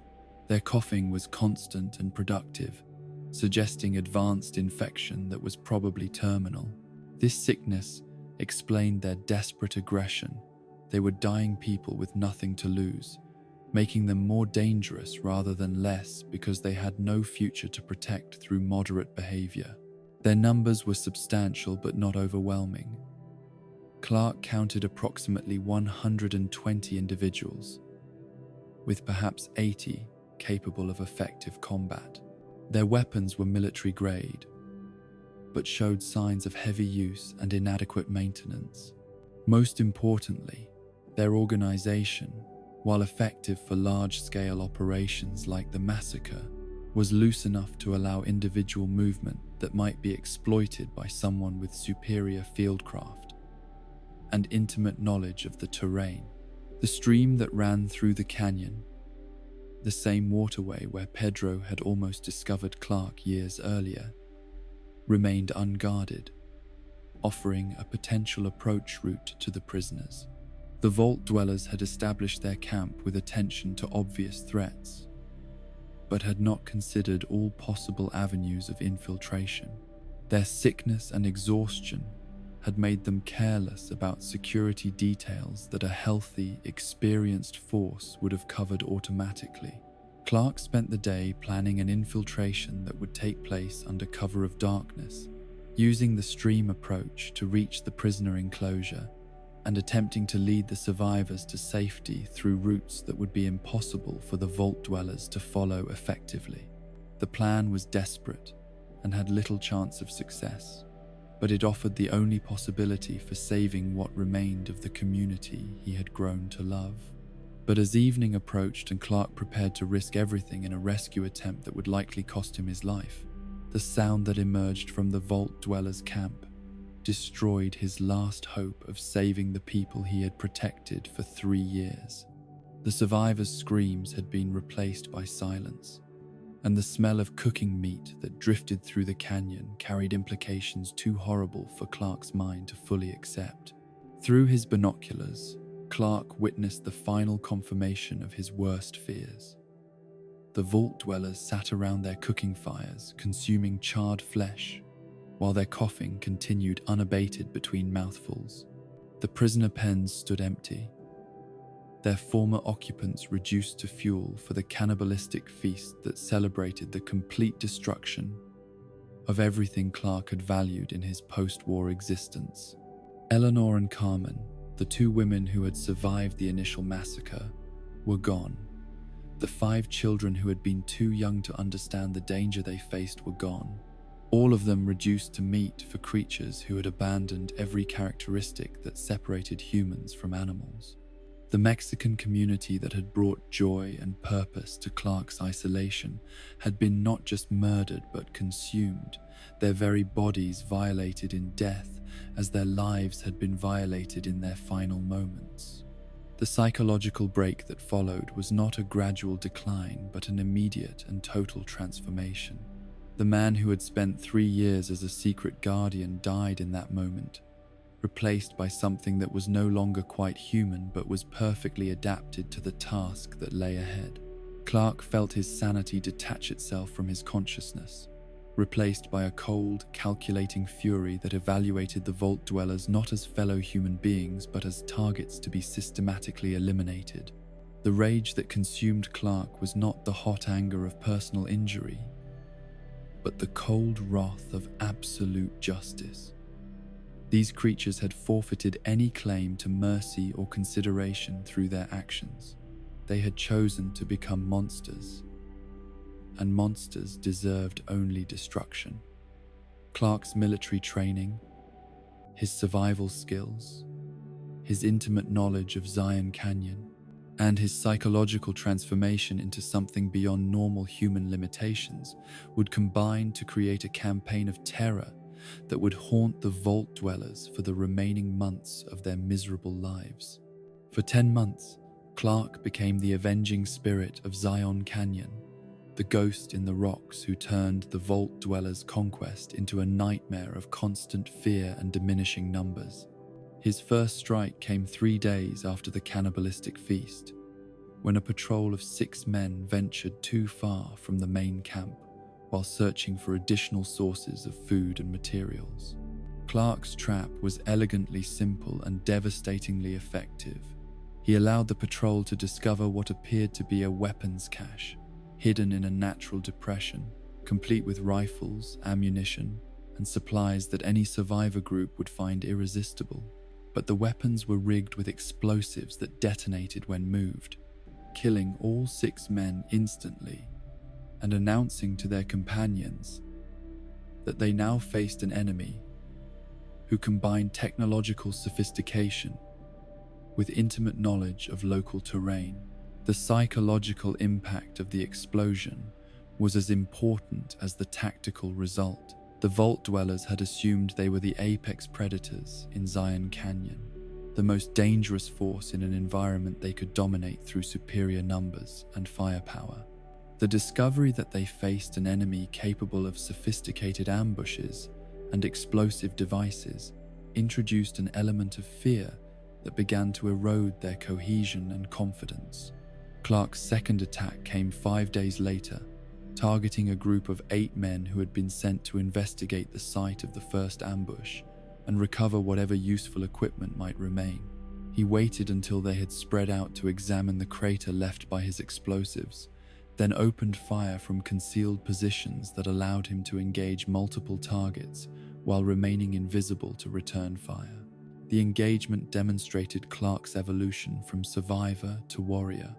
Years of hunting in Zion had honed his marksmanship to near perfection, while his military training provided the tactical knowledge needed to maximize casualties while minimizing his own exposure.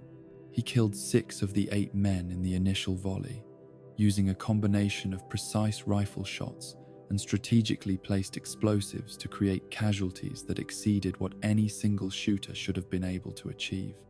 The 2 survivors who escaped carried back to their camp stories of an invisible enemy who could strike from multiple directions simultaneously, who could anticipate their movements and prepare elaborate traps, who seemed to know the canyon so intimately that he could appear and disappear at will. These reports began to create a mythology around their unknown adversary that was almost as damaging to morale as his actual attacks. But Clark's campaign was not limited to direct military action. He began a psychological warfare effort designed to break the Vault Dwellers' will to remain in Zion Canyon, to convince them that they faced an enemy who could not be defeated through conventional means. He left messages carved into rocks near their camp, threatening vengeance for the murdered innocents. He arranged the bodies of his victims in ways that suggested supernatural intervention rather than human agency. Most effectively, Clark began targeting the Vault Dwellers' food supplies and equipment, forcing them to survive on increasingly marginal resources while facing the constant threat of attack. He poisoned water sources they had been using, destroyed caches of supplies they had gathered, and eliminated sentries who might have provided early warning of his approaches. Each action was calculated to increase their desperation, while demonstrating that nowhere in the canyon was safe from his attention. The Vault Dwellers' response to Clark's campaign revealed both their military incompetence and their psychological fragmentation.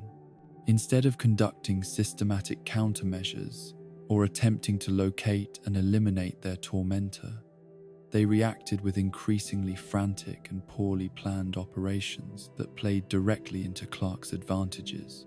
They sent out larger patrols that were easier to track and ambush. They established defensive positions that were poorly sighted and inadequately supplied.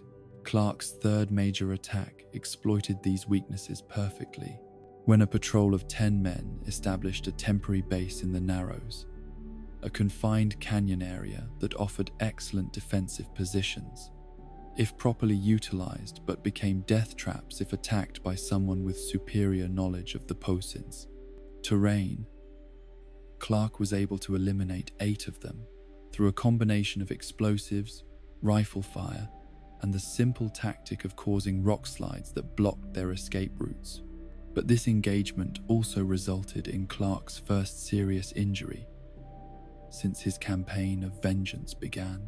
A 10mm bullet struck his thigh during the firefight, missing his femoral artery by inches but causing significant muscle damage that reduced his mobility and threatened to compromise his ability to continue operations.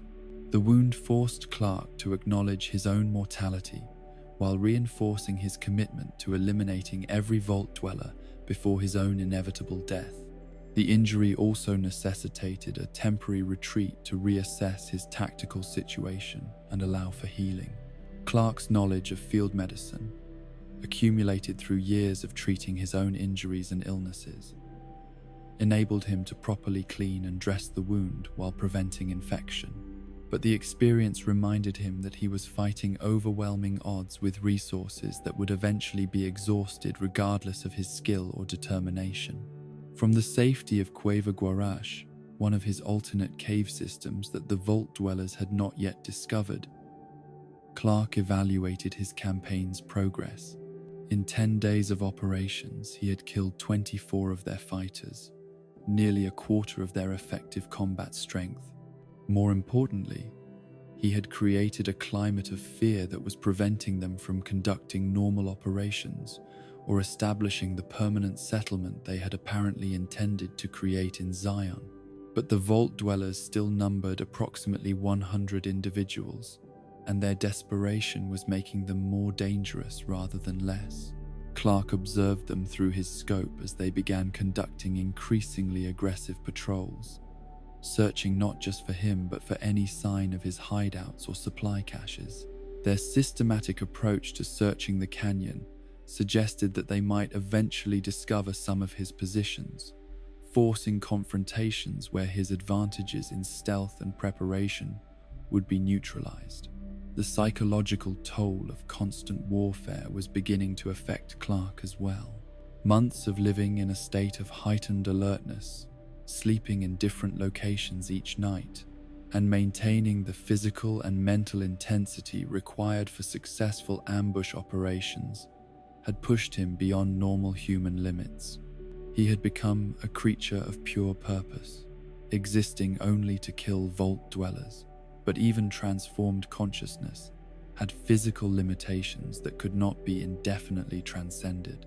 Clark's campaign entered a new phase as winter approached, with both sides adapting to the realities of extended conflict in harsh environmental conditions. The Vault Dwellers' sickness was becoming more severe, their coughing more frequent and debilitating. Clark observed several of them collapsing during patrol operations, their bodies finally succumbing to the disease they had carried from their original home. But their reduced numbers made them more cohesive rather than less dangerous, binding the survivors together through shared adversity and desperation. The winter fighting was characterized by longer periods between engagements as severe weather limited movement for both sides. But Clark used these intervals to establish new supply caches, improve his equipment, and plan increasingly sophisticated operations that would take advantage of the Vault Dwellers' winter vulnerabilities. He had learned to preserve meat in the cold, to manufacture simple explosives from scavenged materials, and to move through snow-covered terrain without leaving tracks that could be followed back to his hideouts. Spring brought renewed intensity to the conflict as Clark launched what he intended to be his final series of attacks, designed to eliminate the remaining Vault Dwellers before their numbers could recover through recruitment or their sickness could be cured through unknown medical interventions. But by this time, disease and warfare had reduced their population to fewer than 40 individuals, most of whom were too sick to fight effectively. The endgame came not through Clark's military action, but through the inevitable progression of the disease that had been killing the Vault Dwellers since their arrival in Zion. By January 13th, 2097, only 34 survivors remained of the original force, and even these were too weak to continue their occupation of the canyon. Faced with certain death from illness if they remained and possible survival if they fled, they made the rational choice that they should have made months earlier. Clark watched from concealment as the remaining Vault Dwellers gathered their meager possessions and began the exodus that would take them away from Zion forever. Their departure was not a tactical retreat, but a desperate flight from a canyon that had become synonymous with death and defeat. They moved slowly, supporting their sickest members, casting fearful glances at the rocks and shadows where their invisible tormentor might be hiding. The temptation to attack the retreating column was overwhelming, but Clark restrained himself through rational calculation rather than mercy. The survivors were already dying from their disease and posed no threat to anyone foolish enough to remain in contact with them. More importantly, Their departure served his strategic objective of securing Zion Canyon more effectively than their destruction would have, since dead bodies might attract other hostile groups while their terrified departure would spread stories that would discourage future invasions. But victory brought no satisfaction to Clark, only a profound emptiness that threatened to consume what remained of his humanity. The people he had fought to avenge were still dead. The community he had loved was still destroyed. The 3 years of peaceful observation that had given meaning to his existence were still lost forever. He had won a war, but the prize of victory was only the right to return to the isolation that had preceded the arrival of hope in his life. The months following the Vault Dweller's departure were perhaps the most psychologically challenging of Clark's entire post-war existence. The purpose that had sustained him through 10 months of warfare was gone, leaving him with nothing but memories of violence and loss. The rage that had transformed him from guardian to avenger had burned itself out, leaving behind a hollow man who no longer knew why he continued to live or what he might hope to accomplish through continued survival. Zion Canyon felt haunted in ways that went beyond Clark's own presence. The sites where the Mexican families had lived and worked were marked by scattered debris and fading scars that would eventually disappear but could not be forgotten. The places where Clark had conducted his ambushes retained an atmosphere of violence that made them uncomfortable to visit. Even the natural beauty of the canyon was tainted by associations with loss and horror that no amount of time would completely erase. But life, as Clark had learned repeatedly throughout his post-war existence, possessed a stubborn determination to continue regardless of psychological trauma or existential despair. The ecosystem that had been disrupted by the Vault Dwellers' occupation gradually began to recover, with wildlife returning to areas they had abandoned during the months of warfare. The spring that had provided water for both the Mexican settlement and the Vault Dwellers' camp continued to flow, offering clean water to whatever communities might eventually arrive to claim Zion as their home. Clark's own recovery was slower and less certain than the canyon's ecological healing. The man who had been transformed by rage into an instrument of vengeance could not easily transform back into the peaceful observer he had been during his years of secret guardianship. The skills and mindset that had made him an effective killer were not easily set aside, and Clark found himself remaining constantly alert for threats that no longer existed, planning ambushes for enemies who would never come. The victory in Zion Canyon was complete but hollow, achieved through methods that had cost Clark whatever remained of his pre-war humanity. He had saved his paradise from desecration, but the price of salvation had been his own transformation into something as monstrous as the enemies he had destroyed. The guardian angel had become an avenging demon, and the process could not be reversed through simple passage of time or conscious decision. As Clark settled into the aftermath of his terrible victory, he could not know that Zion's peace would not last forever, that new arrivals would eventually test both his capacity for violence and his ability to reclaim the protective compassion that had once defined his relationship with human community. The canyon that had witnessed such horror would someday again echo with children's laughter, but first it would echo with the footsteps of another lost soul, seeking sanctuary in the wilderness that had become Clark's permanent home. 4 days after the last of the Vault Dwellers had limped away from Zion Canyon, carrying their disease and defeat into the wasteland beyond, Clark heard a scream that pierced through the profound silence that had settled over his sanctuary like a blade through flesh. For a moment, his mind rejected the sound as impossible. Another phantom echo of the violence that had consumed 10 months of his existence.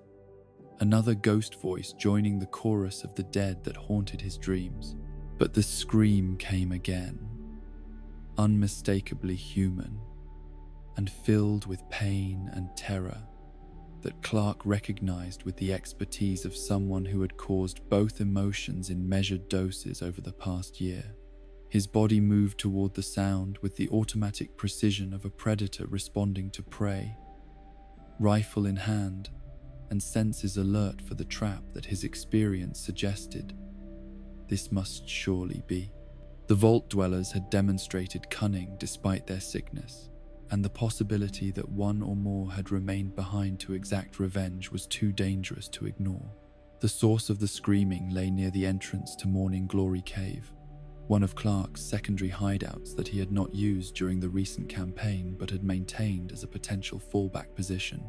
What he found there challenged every assumption he had made about the Vault Dweller's departure and forced him to confront the possibility that his war was not yet finished. A woman in the distinctive blue jumpsuit of the Vault Dwellers knelt beside a massive bear trap that had closed around her ankle with bone-crushing force. The trap was one of Clark's own devices, positioned months earlier to protect his cache sites from intrusion. But he had forgotten about it in the chaos of his extended campaign. Now, it had claimed a victim he had not expected and created a situation that tested every aspect of his hard-won tactical advantage. Clark's first instinct was to raise his rifle and end the woman's suffering with a single shot, adding one final casualty to his tally of Vault Dweller deaths. She was the enemy, part of the force that had murdered and cannibalized the people he had loved, complicit in atrocities that had transformed him from guardian to monster. By every measure of justice and military necessity, she deserved immediate execution as the last representative of an evil that had violated his sanctuary. But something in her screams stopped him from firing. Perhaps it was their quality, not the defiant rage of a cornered enemy, but the pure anguish of someone experiencing pain beyond her ability to endure. Perhaps it was her isolation, a single person trapped and helpless rather than part of an organized threat. Or perhaps it was simply that Clark's capacity for violence had been exhausted by 10 months of systematic killing, leaving him temporarily incapable of adding another death to his already overwhelming burden of blood. Through his rifle scope, Clark studied the woman with the methodical attention he had devoted to target acquisition throughout his campaign. She was young, probably in her 20s, with the characteristic pallor and sunken features that marked all the Vault Dwellers, but without the advanced signs of the respiratory disease that had afflicted most of her companions. Her clothing was torn and dirty, suggesting she had been traveling alone for some time, possibly since before the main group's departure. Most significantly, her behavior suggested genuine terror, rather than the calculated aggression Clark had learned to expect from Vault Dwellers. When she finally noticed his presence, a shadow moving among the rocks, barely visible but unmistakably human, her reaction was not to reach for weapons or call for reinforcements, but to scream in recognition of what she was seeing. To her, Clark was not a man but a legend, the invisible killer who had haunted her people's nightmares for 10 months. The Vault Dwellers had spoken of their tormentor in whispers during the long nights when Clark's attacks had driven them to huddle around their fires like frightened children.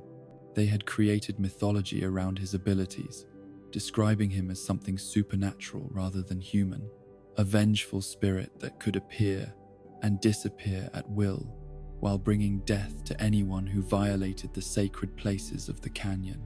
To this woman, trapped and helpless, Clark represented the personification of retribution that her people had feared above all other threats. But her terror, while genuine, gradually gave way to confusion when the expected death did not come. Clark remained motionless among the rocks, his rifle trained on her but not firing, his presence obvious but his intentions unclear.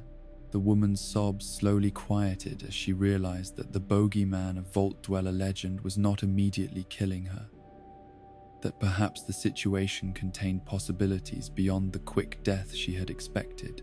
When Clark finally spoke, His voice was harsh from disuse and roughened by months of living like an animal in the wilderness. The words came slowly, as if his tongue had forgotten the mechanics of human communication. But they carried a question that surprised him even as he voiced it. He asked her name, a simple request for information that implied she might live long enough for such details to matter. Her answer came through tears and pain, but with a clarity that suggested intelligence and education beyond what Clark had observed in most vault dwellers. She called herself Sylvie, and in the moments that followed, she began to tell a story that challenged everything Clark thought he knew about the people he had spent 10 months killing with methodical precision. Sylvie had not participated in the massacre of the Mexican settlers, she claimed, because she had already fled from her people before their arrival in Zion Canyon. She had recognized them for what they were, not refugees seeking shelter, but predators seeking prey. People who had abandoned humanity in their desperation to survive the disease that was slowly killing them all. Her escape had been motivated not by cowardice, but by conscience, by an unwillingness to participate in the atrocities she knew were inevitable when desperate people encountered vulnerable communities. The story she told matched intelligence Clark had gathered through his own observations and interrogations of captured vault dwellers. They had emerged from Vault 22, where some kind of biological experiment had gone catastrophically wrong, releasing spores that caused both aggressive behavior and terminal respiratory illness. The Vault's population had degenerated into warring factions, with the most violent and ruthless eventually driving out or killing those who retained moral constraints.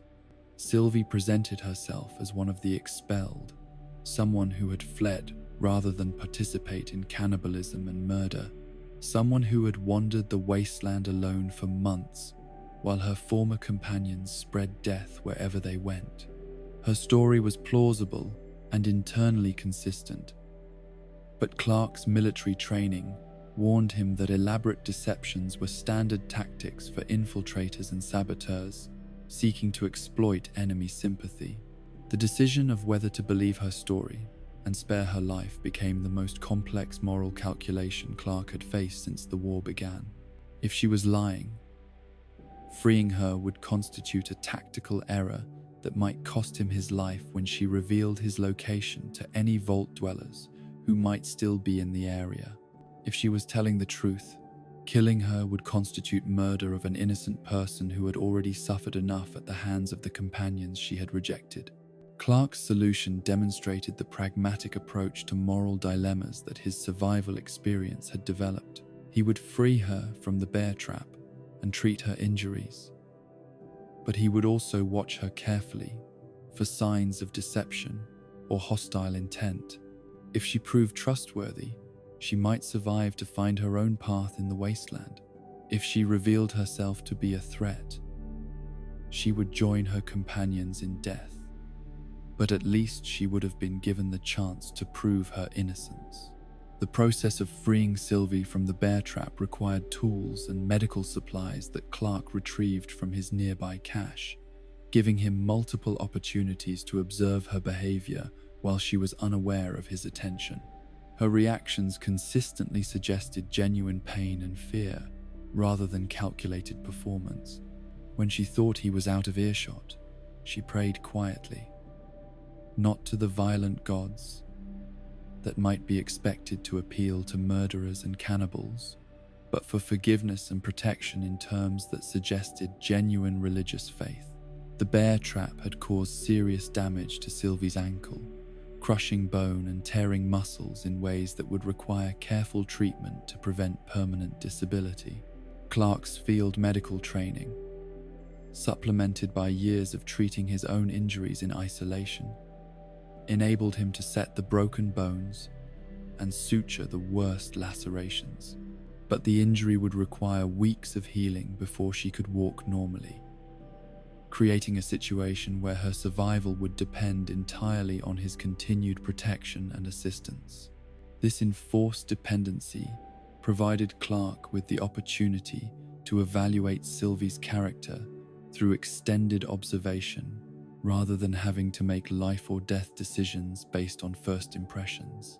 As her initial pain subsided and her fear of immediate execution faded, she began to reveal personality traits that seemed inconsistent with the profile of a typical vault-dweller killer. Sylvie possessed education and cultural knowledge that her companions had apparently lacked or abandoned. She could read and write fluently, spoke with vocabulary and grammar that suggested formal schooling, and retained memories of pre-war literature and history that most post-war survivors had lost.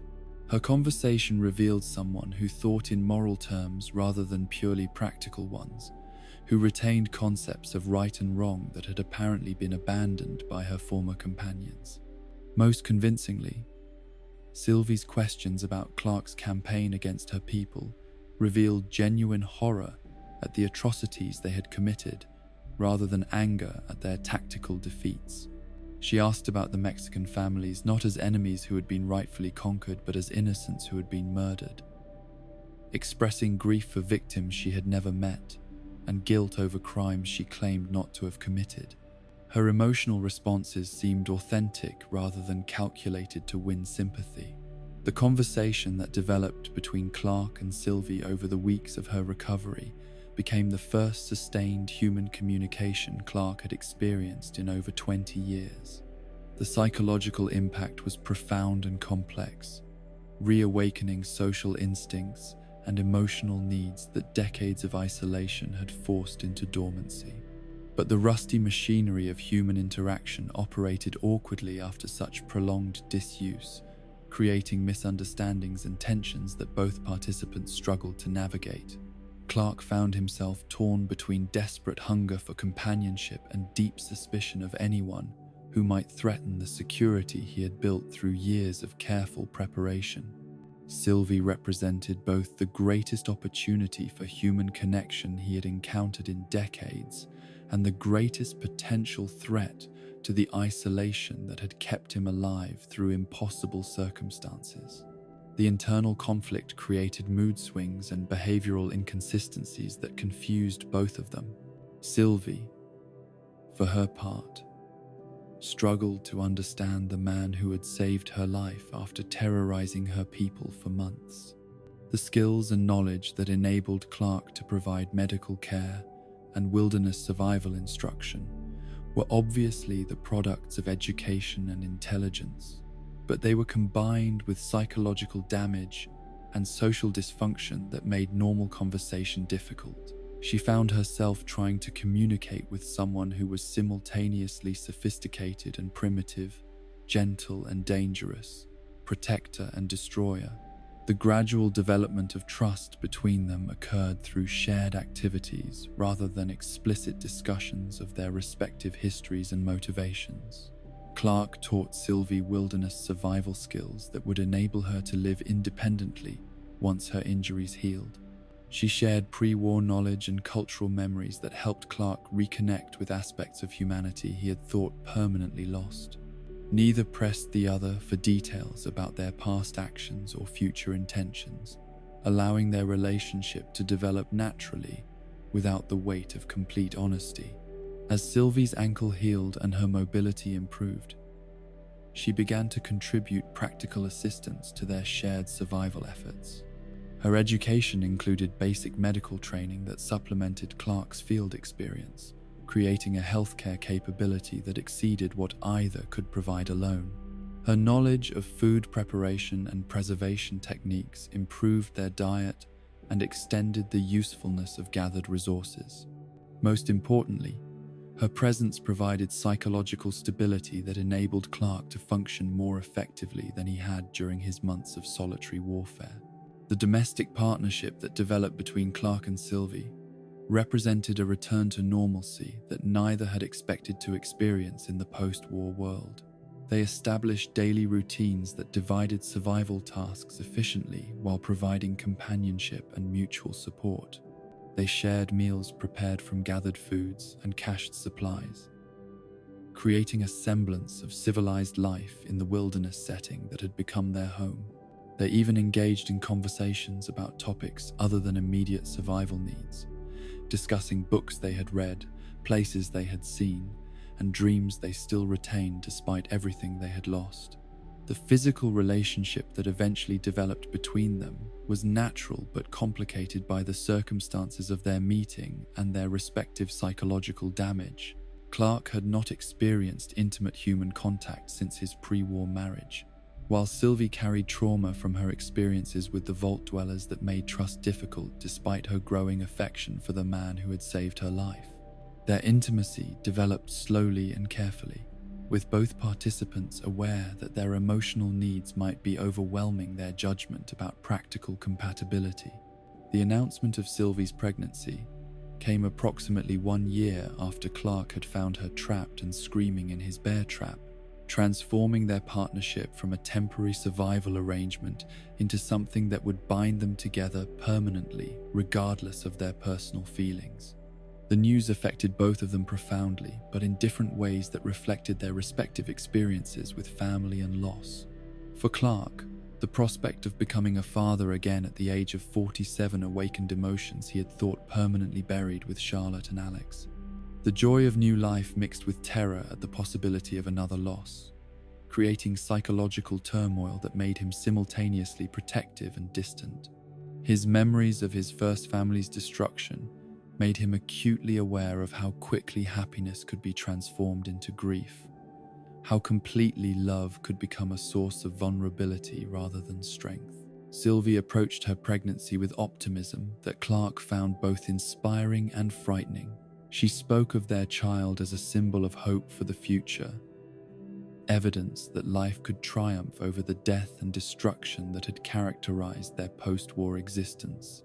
Her excitement about motherhood was uncomplicated by the fears that paralyzed Clark, allowing her to plan for their child's arrival with enthusiasm that he envied but could not share. The pregnancy progressed normally, despite the primitive conditions of their wilderness existence, testimony to Sylvie's fundamental health and Clark's accumulated expertise in medical care and nutrition management. They established new routines designed to ensure her comfort and safety, with Clark taking over physically demanding tasks while Sylvie focused on preparing for childbirth in an environment that offered none of the medical support that pre-war families had taken for granted. Clark's preparation for the birth became an obsession that consumed months of planning and resource gathering. He studied every medical text he could find in his cached supplies, practiced surgical techniques on animal carcasses, and assembled a collection of sterilized instruments that would enable him to handle any complications that might arise during labor. His military training had included basic field surgery, but childbirth presented challenges that required knowledge and skills he had never needed to develop. The journey to collect additional medical supplies from the ruins of nearby settlements became a pilgrimage that tested Clark's commitment to his new family against his instinct for caution and security. Traveling beyond Zion Canyon meant leaving the familiar terrain where he held every advantage, venturing into unknown territories where other survivors might pose threats to his safety. But the risk seemed acceptable when weighed against the possibility that inadequate medical preparation might cost Sylvie or the baby their lives. The supplies Clark gathered during these expeditions included not only medical equipment and medications, but also books and materials that would be needed for raising and educating a child in the wilderness. He collected children's clothing, toys, and educational materials that would provide their son or daughter with some connection to the cultural heritage that the war had nearly destroyed. His vision of their family's future expanded beyond mere survival to include the preservation and transmission of human knowledge and values. As Sylvie's pregnancy entered its final weeks, Clark's anxiety reached levels that threatened to overwhelm his ability to function effectively. Every pain she experienced sent him into near panic. Every change in her condition triggered elaborate contingency planning for medical emergencies he hoped would never occur. His hypervigilance was simultaneously touching and exhausting for Sylvie, who found herself reassuring him while dealing with her own physical discomfort and emotional preparation for motherhood. The onset of labor came without warning during a routine evening in their cave shelter, transforming theoretical preparation into immediate practical necessity. Clark's months of study and practice were suddenly tested by the reality of helping the woman he loved bring their child safely into a dangerous world.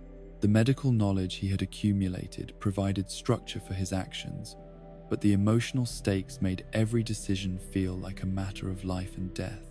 The early stages of labor proceeded normally, with Sylvie's contractions following the patterns Clark had studied in his medical texts, and her pain remaining within tolerable limits. Clark monitored her vital signs obsessively while preparing the sterile environment and surgical instruments that might be needed if complications arose.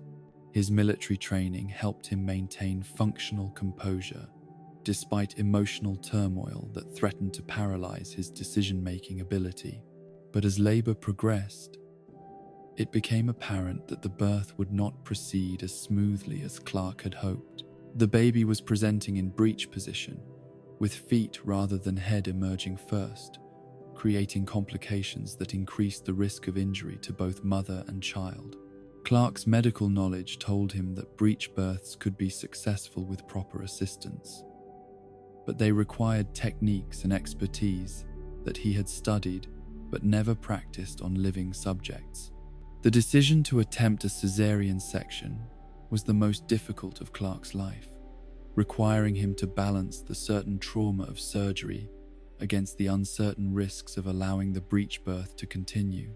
His medical texts provided detailed instructions for the procedure, but performing major surgery on the woman he loved while their child's life hung in the balance tested every aspect of his psychological stability and technical competence. Clark's preparation for the surgery was methodical and thorough, following protocols he had memorized during months of study, while trying not to think about the implications of failure. He administered anesthesia to render Sylvie unconscious, both to spare her the pain of the operation and to prevent her awareness of his own emotional state from undermining his technical performance. The sight of her peaceful face as the drugs took effect provided him with the psychological anchor he needed to proceed with steady hands and clear thinking. The surgery itself was a success from a technical standpoint, with Clark following textbook procedures to deliver a healthy baby boy who showed no signs of the complications that had necessitated the cesarean intervention. The child was perfect in every visible way, with 10 fingers and toes, clear airways, and the vigorous crying that indicated strong lungs and normal cardiovascular function. For a brief, shining moment, Clark allowed himself to believe that he had successfully brought his son safely into the world. But the complications that had made the surgery necessary proved to be more serious than Clark had anticipated. Despite his careful technique and sterile procedures, Sylvie began to show signs of internal bleeding that his textbook knowledge was insufficient to address. Her vital signs deteriorated rapidly as blood loss and surgical trauma overwhelmed her body's ability to maintain normal function. Clark's desperate attempts to save Sylvie's life exhausted every technique he had learned and pushed his medical knowledge beyond its practical limits.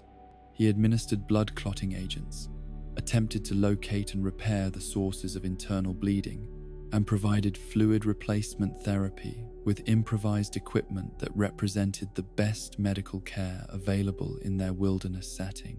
But despite his efforts and expertise, Sylvie's condition continued to deteriorate toward the inevitable outcome he refused to accept. The baby's death came without warning or obvious cause, transforming triumph into tragedy in the space of a few hours. Despite appearing healthy at birth, the infant's breathing became labored and then stopped entirely, leaving Clark with a lifeless child whose death he could not explain or prevent. His medical knowledge suggested several possible causes: complications from the breech presentation, delayed effects of the anesthesia, or simply the overwhelming stresses of being born under primitive conditions. But understanding the mechanism of death provided no consolation for its reality. Sylvie's death followed her son's by only hours, as if her body had decided that life without her child was not worth the effort required to continue healing from surgical trauma.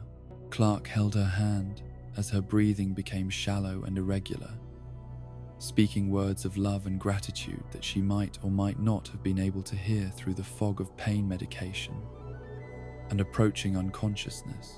Her last words were the baby's name, Michael, spoken with the tenderness of a mother who had loved her child despite having so little time to know him. The double funeral that Clark conducted for Sylvie and Michael represented both his greatest act of love and his most profound experience of loss since the destruction of his pre-war family. He buried them together in a peaceful grove south of the Narrows, a location that combined natural beauty with defensive positioning in case future threats required him to protect their graves. The ceremony was simple but meaningful, combining elements of the religious faith that Sylvie had retained with Clark's own understanding of death as a natural transition rather than a supernatural mystery. The psychological impact of losing his second family proved almost unbearable, recreating the guilt and self-recrimination that had followed his failure to protect Charlotte and Alex. Clark's rational mind understood that he had done everything possible to save both Sylvie and Michael, that their deaths resulted from circumstances beyond his control rather than failures in his medical technique or preparation. But his emotions rejected rational analysis, focusing instead on the possibility that different decisions or better skills might have produced different outcomes. The period following the deaths was the closest Clark had ever come to successful suicide, with grief overwhelming his survival instincts and making continued existence seem pointless rather than precious. He possessed the means for quick and painless death, and the temptation to join Sylvie and Michael in whatever peace awaited beyond consciousness was overwhelming. Only the promise he had made to preserve their memory, to ensure that their lives had meaning despite their brevity, provided sufficient motivation to continue the struggle of daily survival. Clark's decision to relocate to Morning Glory Cave was motivated by the need to escape constant reminders of his loss while maintaining the security and resource base that sustained his continued existence. The new location provided fresh surroundings that did not trigger immediate memories of domestic happiness, while still offering the defensive advantages and supply access that decades of survival had taught him were essential for long-term security. The 7 years that followed Sylvie and Michael's deaths passed in a blur of routine survival activities and emotional numbness that protected Clark from feelings too intense to process safely. He maintained his equipment, gathered food, monitored weather patterns, and performed all the tasks necessary for continued existence, but without the sense of purpose or hope that had characterized his earlier survival efforts. He was alive but not living, existing but not flourishing, surviving but not thriving. The encounter with feral ghouls that broke this period of emotional stasis was brief but significant, representing Clark's first contact with post-war mutations since his initial experiences with the Vault Dwellers. The creatures that shambled through Zion Canyon bore human shapes but showed no signs of human intelligence or emotion, their radiation-damaged brains having deteriorated beyond the point where consciousness could be sustained. Clark's decision to kill them was motivated by mercy rather than fear, ending suffering that served no purpose while protecting future visitors from creatures that could no longer be considered human. The ghoul's appearance reminded Clark that the post-war world continued to evolve in ways that might eventually threaten the sanctuary he had worked so hard to preserve. Their presence suggested that other mutations might be spreading through the wasteland, that new forms of danger might require new forms of vigilance, But dealing with them also demonstrated that Clark retained the skills and determination necessary to protect Zion Canyon from any threat, that his capacity for effective action had survived even the devastating losses that had nearly destroyed his will to live. As Clark settled into Morning Glory Cave for what might be permanent occupancy, he carried with him the accumulated experience of over 30 years of post-war survival, the skills and knowledge that had enabled him to protect those he loved and destroy those who threatened them. The man who had once been a damaged veteran seeking therapeutic isolation had been transformed by loss and necessity into something entirely new. A guardian spirit whose devotion to protecting innocence had been forged in the flames of personal tragedy and refined through decades of solitary dedication. The stage was set for the final chapters of Clark's long vigil, when new arrivals would test his capacity for love and protection one last time, when the father in the cave would emerge from the shadows to guide and guard the children who would inherit his sanctuary. But first, he would face the ultimate test of his commitment to continued existence, the final confrontation with despair that would either destroy him completely or transform him into the legend that future generations would remember long after his bones had crumbled to dust in the desert sun. The morning of February 5th, 2108, dawned clear and cold over Zion Canyon, marking the 60th anniversary of Randall Dean Clark's birth into a world that no longer existed. 60 years of life, 31 of them spent in post-apocalyptic survival, had brought him to this moment of profound reckoning with mortality and meaning.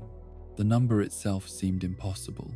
60 years of drawing breath, of making decisions, of experiencing joy and sorrow in measures that no single human should be expected to endure. Clark emerged from Morning Glory Cave into the crisp winter air, his movements slower and more deliberate than they had been even a year earlier. Age had begun its final assault on the body that had carried him through decades of hardship, making itself known through joints that ached in cold weather, muscles that recovered more slowly from exertion, and a general weariness that sleep could no longer completely cure. The man who had once been capable of hiking for days without rest now felt the weight of every step, the burden of every decision, the accumulation of every loss.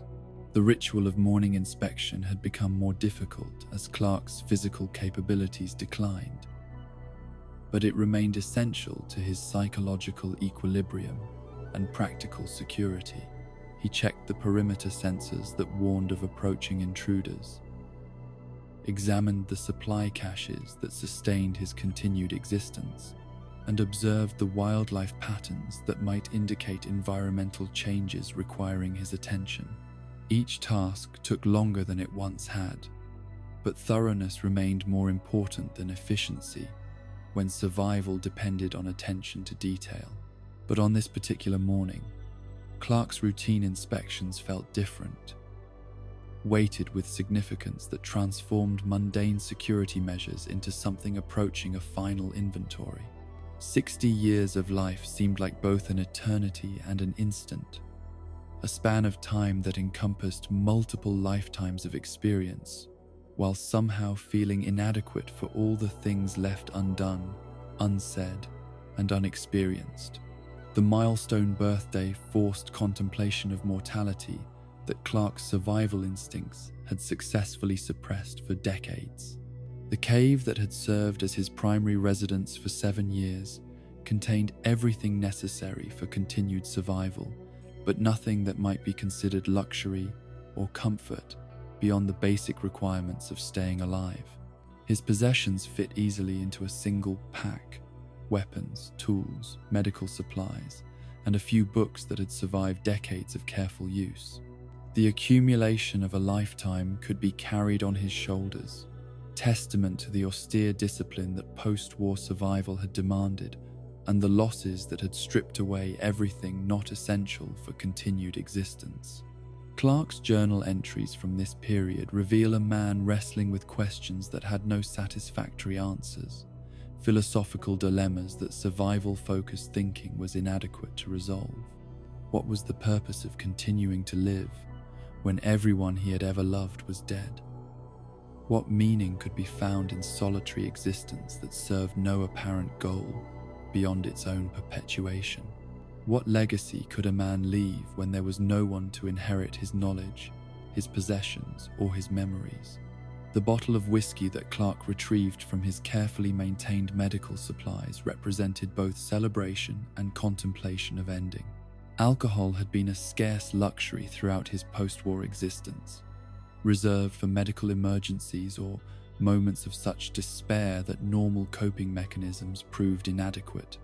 A full bottle represented weeks of careful hoarding, multiple decisions to preserve the contents for some future occasion that might justify their consumption. The 12-gauge slug that accompanied the whiskey in Clark's contemplations was not a spontaneous impulse, but the culmination of thoughts that had circled through his consciousness for months, like vultures waiting for death to arrive. Naturally, the shotgun shell represented power, the ability to end suffering instantly and completely, to escape the accumulated burdens of memory and loss, to join Charlotte and Alex and Sylvie and Michael in whatever peace might await beyond consciousness. Clark's conversation with an absent God revealed the depth of his spiritual struggle and the complexity of his relationship with concepts of meaning and purpose. Despite decades of evidence that suggested an indifferent or malevolent universe, Clark retained enough spiritual curiosity to address questions to whatever force might be responsible for the existence of consciousness in a cosmos that seemed designed to extinguish it. His words carried not faith but challenge, not supplication but demand for explanation. The questions he posed to the silence were fundamental and unanswerable through normal human reasoning. Why had he survived when so many others had died? What purpose could be served by the continuation of a life that brought joy to no one and served no apparent function beyond its own perpetuation? Why should a 60-year-old man with failing health and accumulated trauma continue to struggle for survival when rest promised such obvious relief? The comparison between his slow dying and the quick deaths of his loved ones revealed Clark's growing obsession with the mechanics and meaning of mortality. Charlotte and Alex had died instantly in nuclear fire, their suffering over before it could be fully experienced or understood.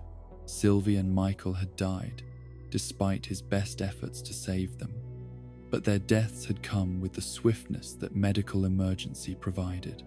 Only Clark lingered on, aging gradually and inexorably toward a conclusion that promised to be neither dramatic nor meaningful. The phrase, "the big sunset," that Clark used to describe the Great War, demonstrated his evolution from someone who experienced the nuclear apocalypse as trauma to someone who could view it with the detachment that 3 decades of survival had provided. The end of the world had become just another sunset in a lifetime filled with endings, remarkable only for its scale rather than its fundamental nature as a transition from one state of existence to another. Clark's calculation of survival time revealed the methodical thinking that had kept him alive through impossible circumstances, while simultaneously highlighting the futility of long-term planning when the fundamental question of whether survival was worthwhile remained unanswered. He possessed enough food, water, and medical supplies to sustain himself for years, but resources meant nothing without motivation to use them constructively rather than simply delaying inevitable death. The philosophical distinction between existing and living had become central to Clark's mental state, with each day requiring a conscious decision about which approach to take toward continued consciousness. Existing was simple: consuming resources, maintaining security, performing the routine tasks that prevented immediate death. Living required something more: purpose, connection, hope for the future that transcended mere biological persistence. The promise to attempt suicide again next year, with 2 bottles of whiskey instead of 1, revealed Clark's fundamental ambivalence about ending his life, his inability to commit fully to either continued existence or deliberate death. The promise represented a compromise with despair, acknowledging its legitimacy while deferring to it, buying time for circumstances to change, while preparing for the possibility that they would not improve sufficiently to justify continued struggle. But the year that followed Clark's 60th birthday brought no significant changes in circumstances or perspective, only the gradual accumulation of minor indignities that aging inflicted on bodies not designed to endure the stresses of post-war survival. His vision became less sharp, his hearing less acute, his balance less reliable. Each decline was small in itself, but collectively they represented the inevitable trajectory toward complete incapacity and death. The routine of daily survival that had once provided structure and meaning to Clark's existence became increasingly mechanical and joyless, performed from habit rather than conviction that the tasks served any important purpose. He maintained his equipment because maintenance was necessary for continued function. He gathered food because hunger was unpleasant. He monitored security because threats might still exist. But none of these activities felt significant or rewarding in ways that justified the effort they required. The anniversary of Sylvie and Michael's deaths was particularly difficult, bringing back memories of the brief period when Clark had experienced something approaching happiness in his post-war existence. Their graves south of the Narrows remained well maintained, marked with stones that would survive long after Clark's own death, but would convey no information about the people they commemorated to anyone who might eventually discover them. The monuments were meaningful only to Clark, and their significance would die with him. Clark's 61st birthday passed with even less ceremony than his 60th, marked only by a journal entry that noted the date and recorded his surprise at having survived another year, despite his lack of enthusiasm for continued existence. The survival instincts that had carried him through 3 decades of post-war challenges continued to function automatically, compelling him to eat when hungry, seek shelter when cold, and defend himself when threatened, regardless of his conscious desires about life and death.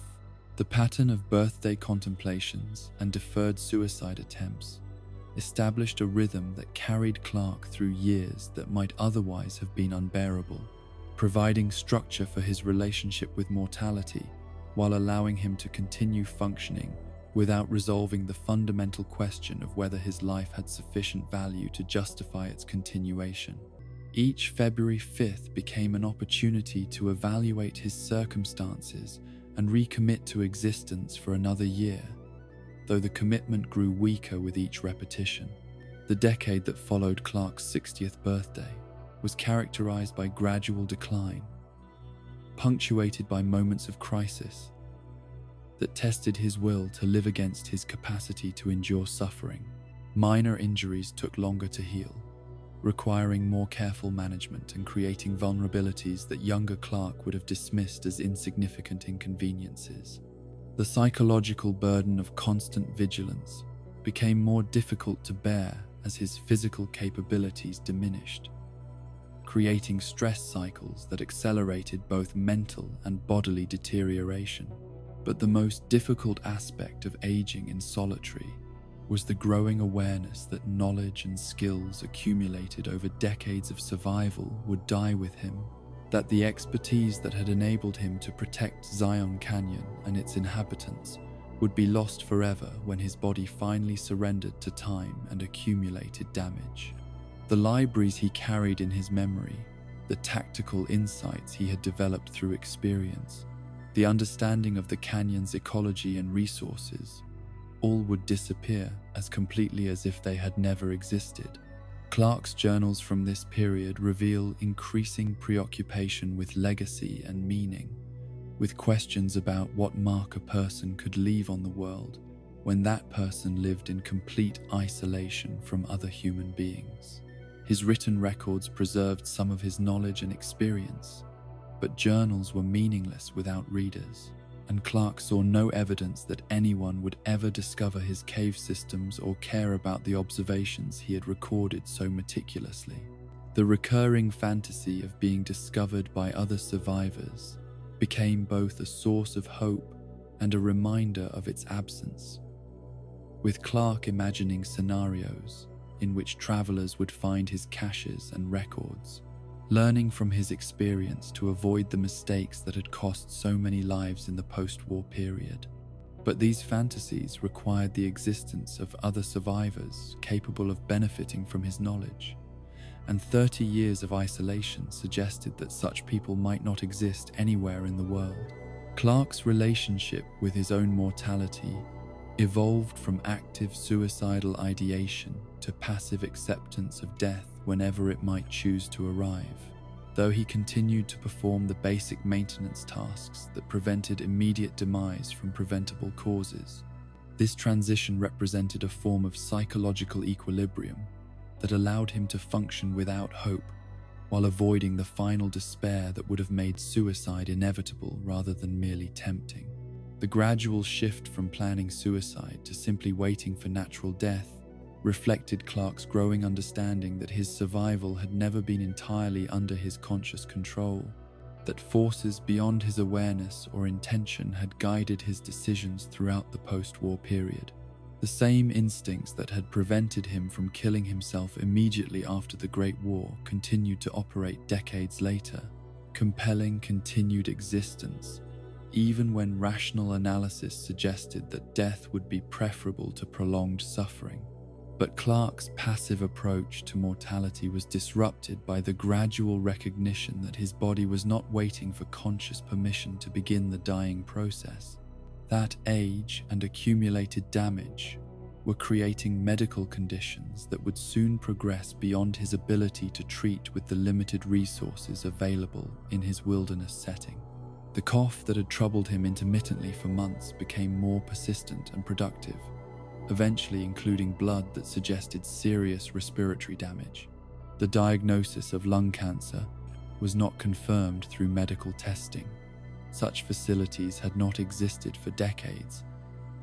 But Clarke's military training included enough medical knowledge to recognize the symptoms and understand their implications. The cough, the blood, the gradual weight loss, and the increasing fatigue created a clinical picture that was unmistakable to someone who had treated battlefield injuries and diseases throughout his post-war existence. Cancer represented a different kind of death than the quick ending that Clarke had contemplated through suicide, offering neither the instant relief of a shotgun blast nor the gradual weakening that simple old age might have provided. Instead, it promised an extended period of increasing disability, punctuated by episodes of acute suffering, a process that would transform him from competent survivor to helpless invalid before finally granting the release that death would provide. The knowledge that his remaining time was measured in months rather than years forced Clarke to confront questions about how he wanted to spend his final period of functional existence.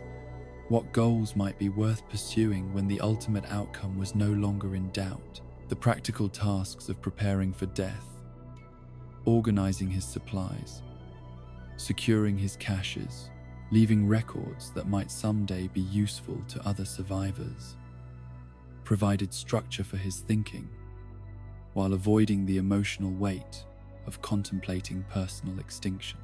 But the most difficult aspect of facing terminal illness was not the prospect of death itself, but the knowledge that his death would mark the end of human presence in Zion Canyon, that the sanctuary he had protected for 3 decades would be left unguarded and vulnerable to whatever forces might threaten its peace and beauty. The ecosystem that had recovered from nuclear devastation under his watchful protection would continue to evolve without human oversight, but it would also be exposed to human predation if other survivors eventually discovered its resources. Clark's final birthday contemplations, conducted in the knowledge that they truly were final, carried a weight and significance that previous years had lacked. 70 years of life represented a full span by any measure, more than many people had been granted even in the pre-war period when medical care and social stability had extended average lifespans beyond what post-war conditions could sustain. He had survived the end of the world and lived to see the beginning of its recovery, witnessing changes that spanned from nuclear devastation to ecological renewal. The inventory of his life's accomplishments and failures that Clark conducted during his final February produced a complex assessment that defied simple categorization as success or failure, triumph or tragedy. He had failed to protect his pre-war family from nuclear annihilation, but he had succeeded in avenging the Mexican settlers who had been murdered by vault dwellers. He had been unable to save Sylvie and Michael from childbirth complications, but he had provided them with love and protection during their brief time together. He had lived in isolation for decades, but he had also preserved knowledge and skills that might someday prove valuable to future generations. The question of whether his life had been worthwhile ultimately depended on criteria that Clark was uniquely unqualified to establish, since the value of existence could only be measured against alternatives that he had not experienced and outcomes that remained unknown. He had chosen survival over suicide repeatedly throughout his post-war existence, but whether those choices had produced net positive or negative results remained unclear even to the person who had made them. But as Clark faced the certainty of approaching death, he found himself increasingly interested in external rather than internal questions, in what might happen to Zion Canyon after his death, rather than what meaning his life might have possessed. The sanctuary that had sheltered him through decades of solitude would outlast him by eons, continuing to provide clean water, defensible positions, and natural beauty to whatever forms of life eventually claimed it as home. His death would not diminish the canyon's value, only remove one of its temporary inhabitants. The peace that Clark began to feel during his final months came not from resolution of the existential questions that had tormented him throughout his post-war existence, but from acceptance that such questions might not require answers, that the search for meaning might be less important than the simple fact of having searched. He had lived consciously and deliberately, making choices based on the best information available to him, and accepting responsibility for the consequences of those decisions. Whether the results justified the effort remained unknowable, but the effort itself had been genuine and sustained. As winter settled over Zion Canyon and Clark's health continued to deteriorate, he found himself spending more time in contemplation of the natural beauty that surrounded him, finding in the eternal cycles of weather and season a perspective that made human concerns seem appropriately small, while still remaining significant to the humans who experienced them. The red rocks that had sheltered him for decades would continue standing long after his bones had returned to dust, but his years among them had been real and meaningful to him, regardless of their cosmic insignificance. The approach of death, when it could no longer be denied or postponed, brought with it a clarity about priorities and values that had been obscured by the daily requirements of survival throughout Clark's post-war existence. The things that mattered most were not the accumulation of resources or the achievement of security, but the moments of connection and beauty that had punctuated years of struggle and solitude. Love, even when brief and tragic, had been worth experiencing. Beauty, even when witnessed alone, had been worth preserving in memory. Consciousness itself, despite its burdens and limitations, had been a gift whose value transcended its temporary duration. Clark's final entry in the journal that had chronicled his post-war existence was brief but comprehensive, summing up 7 decades of life in terms that acknowledged both its accomplishments and its limitations, while expressing gratitude for the experience of having existed at all. He had been granted the extraordinary privilege of consciousness during a period of historical transition that few humans had witnessed, surviving the end of one world and living to see the beginning of another. The suffering he had endured was real and significant, but it was balanced by moments of joy and beauty that had made the overall experience worthwhile despite its difficulties. The decision to end his written record at this point was motivated not by the approach of death, but by the recognition that words were inadequate to capture the full complexity of human experience, that the most important aspects of existence could not be preserved in journals but lived only in the consciousness that experienced them. Clark's legacy would not be found in his written observations, but in the actions he had taken and the choices he had made throughout his extraordinary life in the post-war world.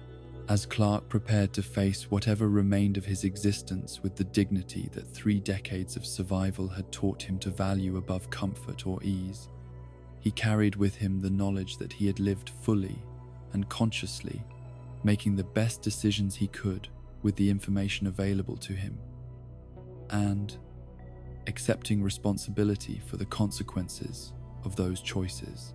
Whether his life had been successful by external measures remained unknowable, but it had been authentic and deliberate, guided by principles that had evolved through experience, while remaining grounded in fundamental human values that had survived even the end of civilization. The stage was set for the final act of Clark's long vigil, when the approach of death would be interrupted by the arrival of hope in forms he could never have anticipated, when the father in the cave would emerge from his solitude to guide and protect the innocents who would transform his final years from a period of decline into a time of renewed purpose and unexpected joy. The year 2118 brought to Zion Canyon something that Clark had ceased to believe possible: the sound of children's laughter echoing off ancient red rock walls that had known only silence and solitude for decades. At first, he dismissed the voices as hallucinations brought on by his deteriorating health and the medications he used to manage the pain that had become his constant companion. Cancer was eating away at his lungs with methodical persistence, and he had learned to distrust perceptions that seemed too good to be true. But the voices persisted through multiple days of observation, accompanied by evidence that could not be explained away as wishful thinking or medical delusion. Footprints in the soft earth near water sources showed the unmistakable patterns of small feet, some so tiny that they could only belong to children barely old enough to walk. Camping debris appeared in locations that Clark had monitored for years without seeing any sign of human habitation. Most convincingly, the sounds of conversation and play carried the authentic complexity of real human interaction rather than the simplified repetition that characterized auditory hallucinations. Clark's initial approach to investigating these new arrivals reflected the extreme caution that 4 decades of post-war survival had ingrained in his thinking and behavior. He observed from maximum distance using binoculars and telescopic sights, positioned himself at locations that offered multiple escape routes in case the newcomers proved hostile, and maintained absolute silence to avoid detection while gathering intelligence about their numbers, capabilities, and intentions. What he discovered through careful surveillance exceeded his most optimistic fantasies about human survival and recovery in the post-war world. 24 children, ranging in age from perhaps 8 years old to early adolescence, had somehow made their way to Zion Canyon and established a camp in the same area where the Mexican settlers had lived 30 years earlier. They were dirty and obviously malnourished, their clothing patched and worn from extended travel. but they moved with the resilience and adaptability that seemed to be uniquely characteristic of young survivors.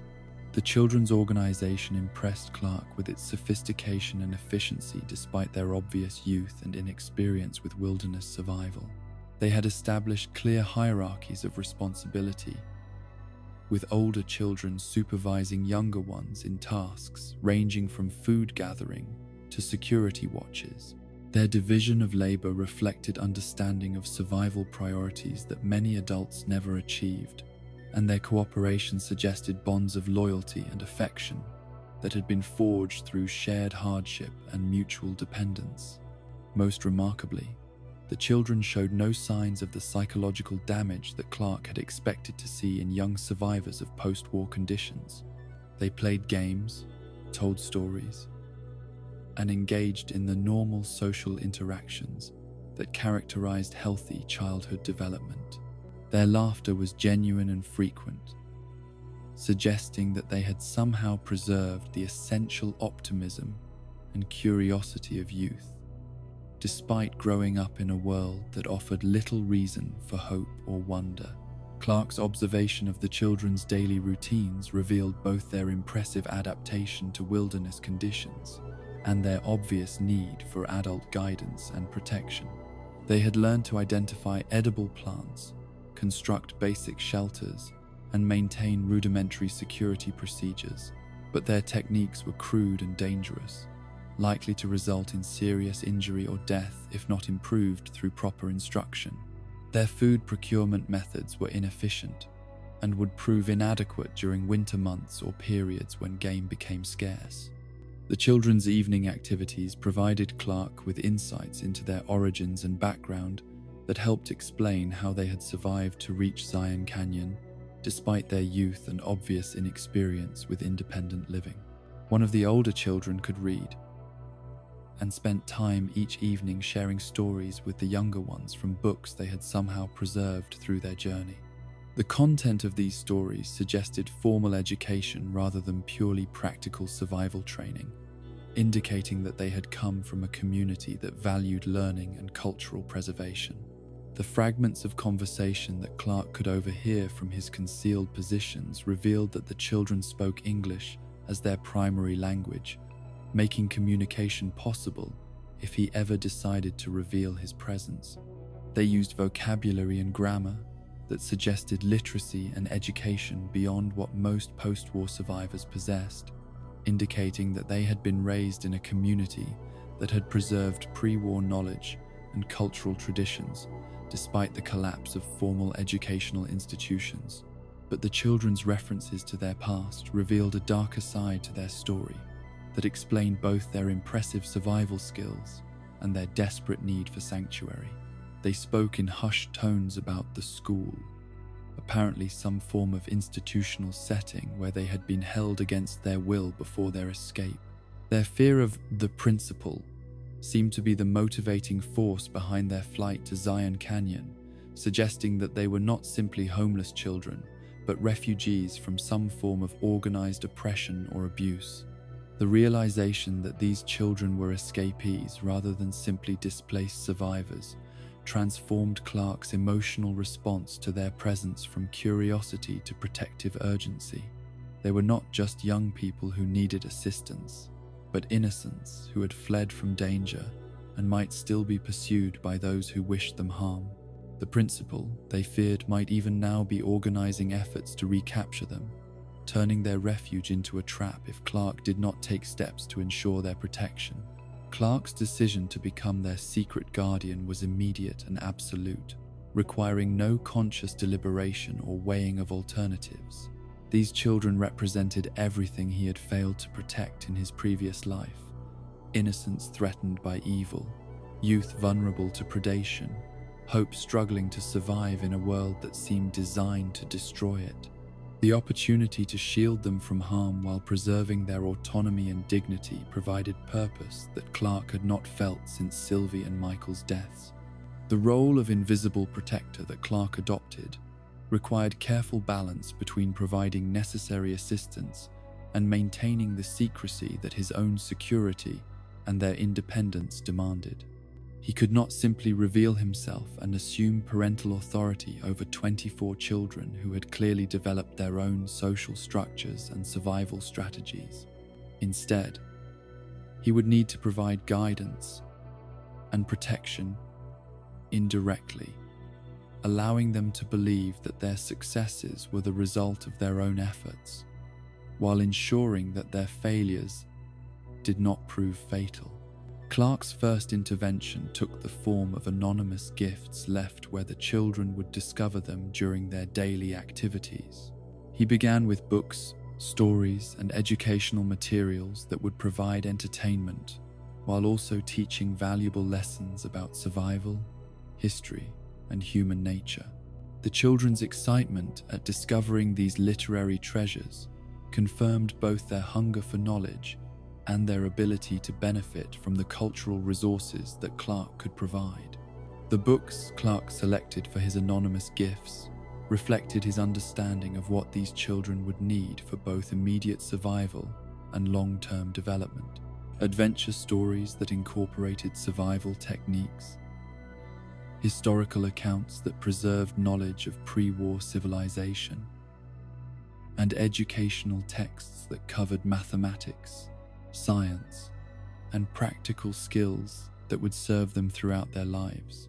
Each book was chosen not just for its entertainment value, but for its potential to teach lessons that would help them thrive in their new environment. But Clark's gifts evolved beyond simple entertainment as he observed the children's specific needs and vulnerabilities. Medical texts replaced adventure stories when he noticed symptoms of illness or injury among the group. Weapons manuals took priority over literature when he realized that their defensive capabilities were inadequate for the threats they might face. Practical survival guides became more important than cultural preservation when winter weather threatened their makeshift shelters. The notes that accompanied Clark's gifts represented his most direct communication with the children while still maintaining his anonymity and their independence. Written in simple language that even the youngest could understand, these messages provided guidance, encouragement, and instruction tailored to their specific circumstances and needs.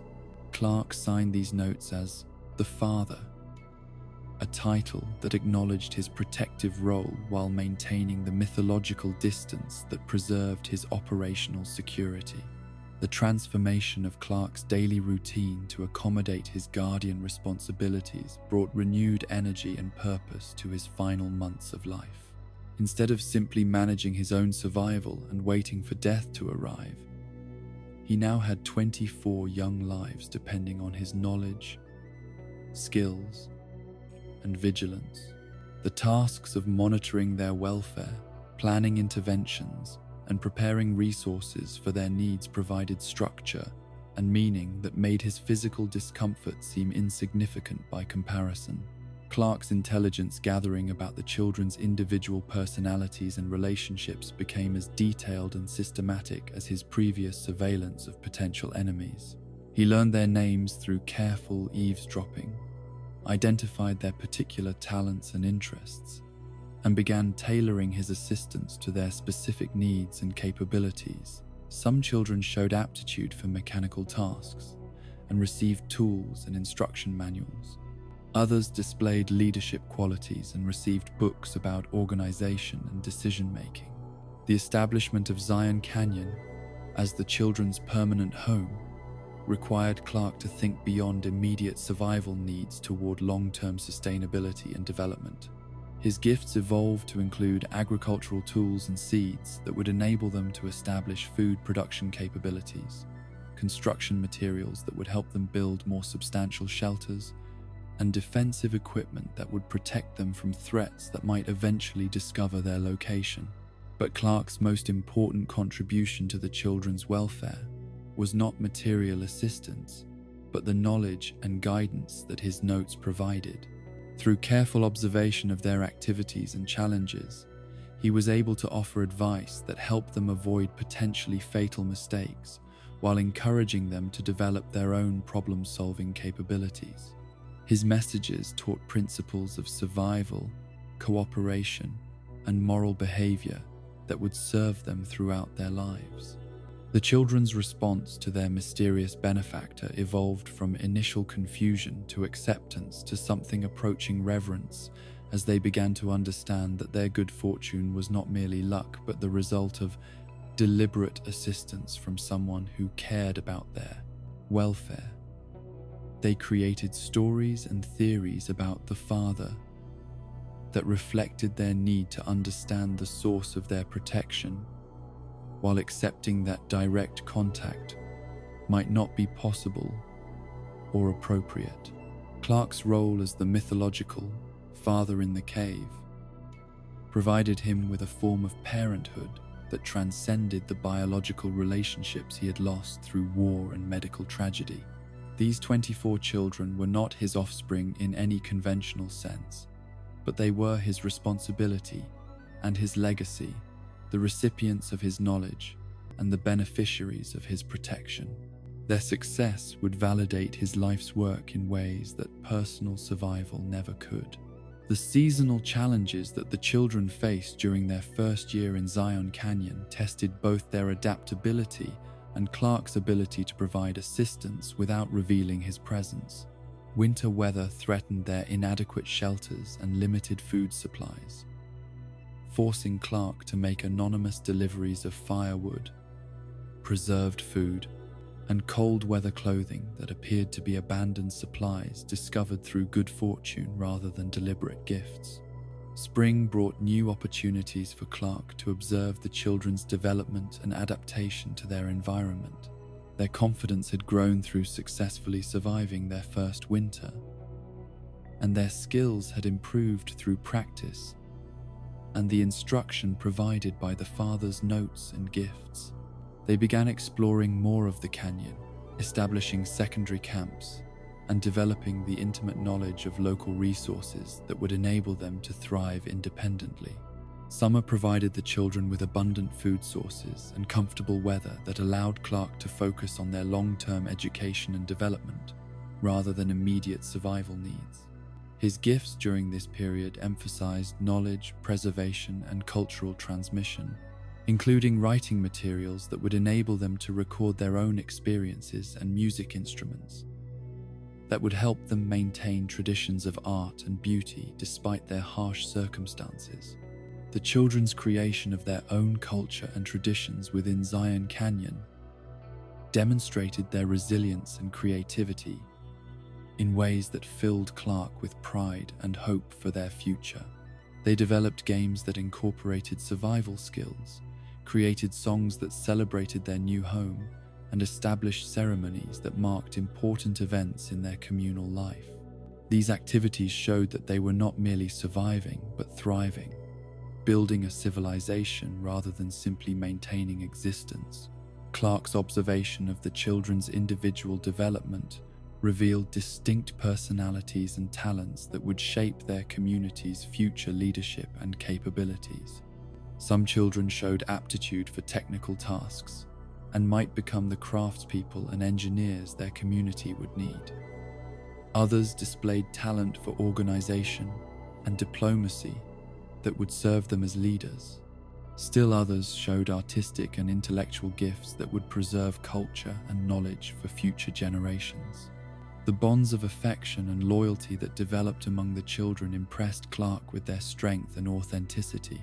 Despite the obvious stresses of their situation and the potential for conflict over scarce resources, they maintained remarkable cooperation and mutual support.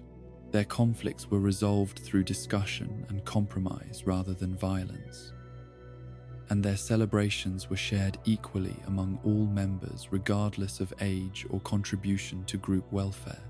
But Clark's most profound satisfaction came from observing the children's preservation of innocence and hope despite everything they had endured.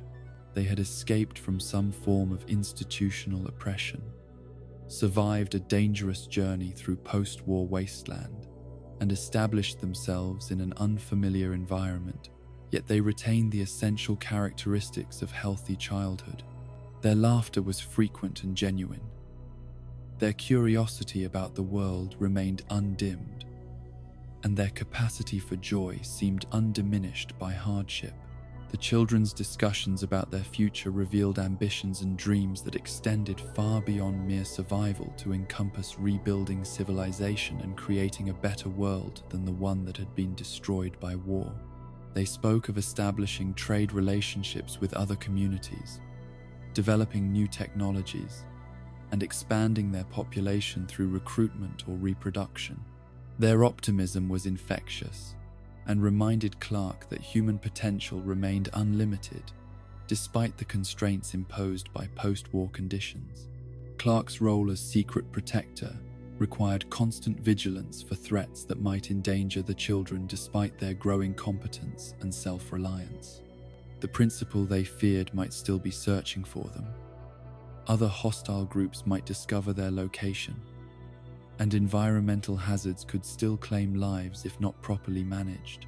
His surveillance network expanded to cover approaches to the canyon, early warning systems that would alert him to potential dangers long before they could threaten the children directly. The intelligence that Clark gathered about potential threats to the children's welfare came not just from direct observation, but from his analysis of patterns and trends in the broader post-war world. Radio transmissions occasionally provided information about the activities of other survivor groups. Environmental monitoring revealed changes that might affect local conditions, and his own extensive experience with post-war dangers helped him anticipate problems before they became critical. But perhaps the greatest threat to the children's long-term welfare was Clark's own mortality, which advanced steadily despite his determination to protect them for as long as possible.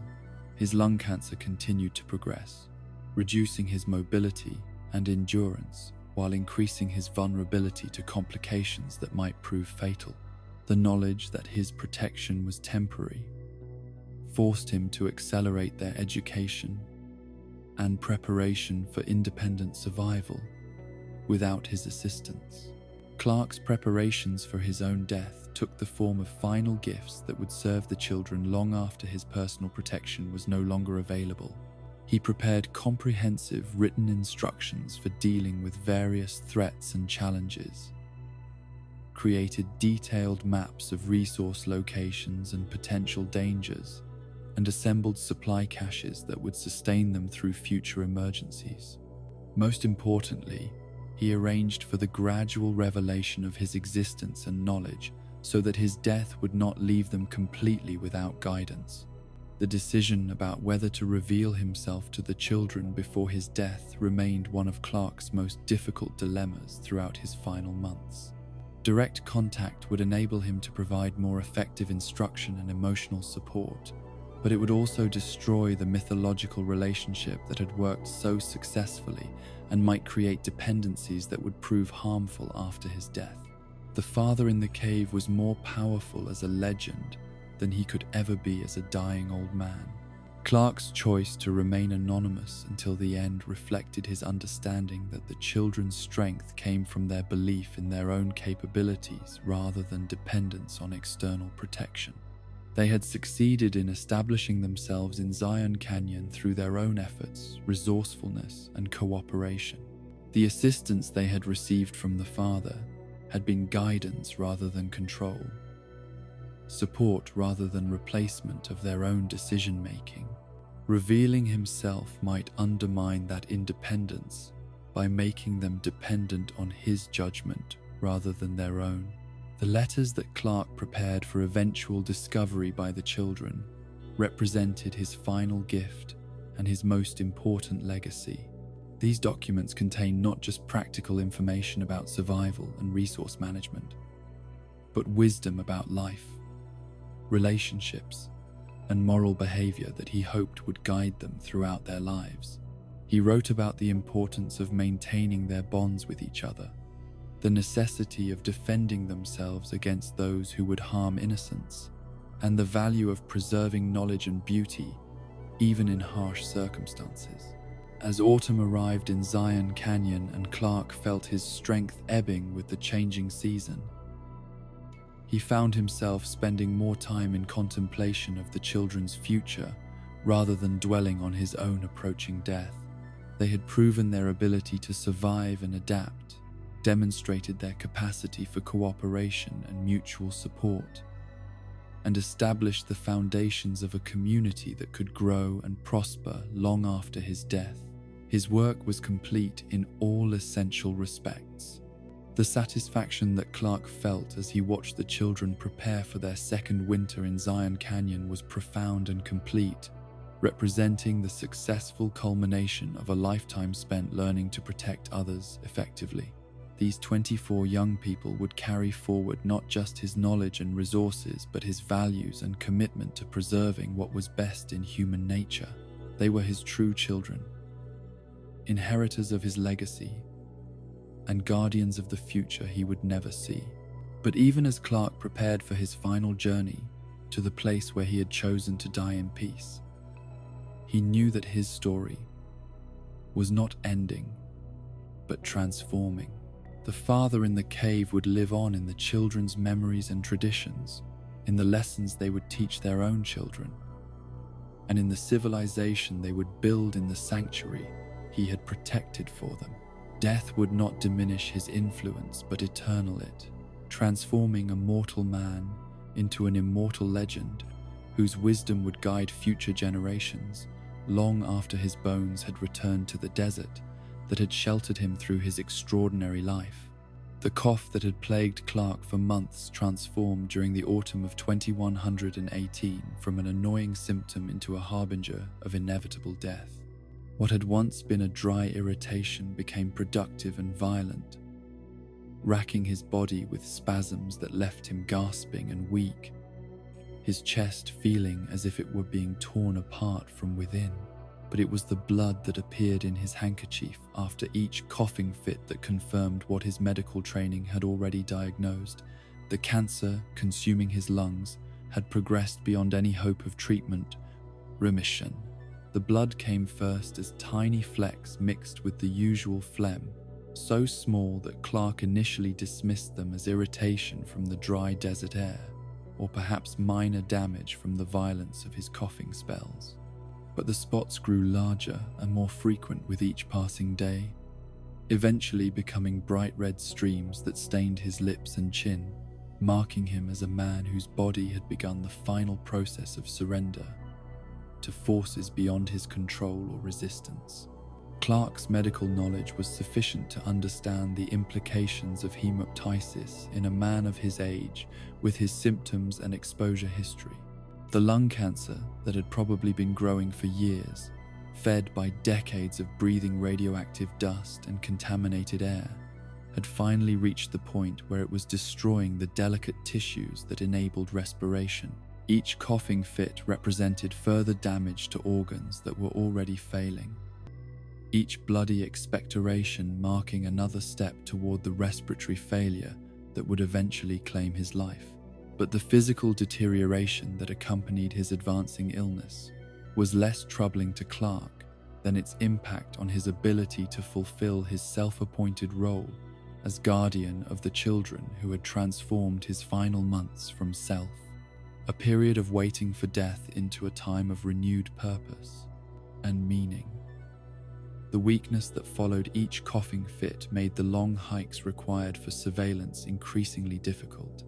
The need to rest frequently during what had once been routine patrols created vulnerabilities in his protective coverage that might allow threats to approach the children without adequate warning. Most frustratingly, the noise of his uncontrollable coughing made the stealth that had been essential to his anonymous guardianship nearly impossible to maintain.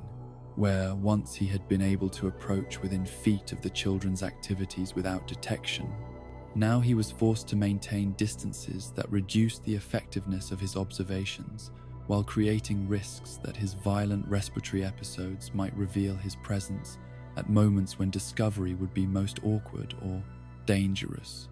The children's welfare had become so central to Clark's sense of purpose and identity that the prospect of being unable to protect them properly filled him with anxiety that exceeded his concerns about his own approaching death.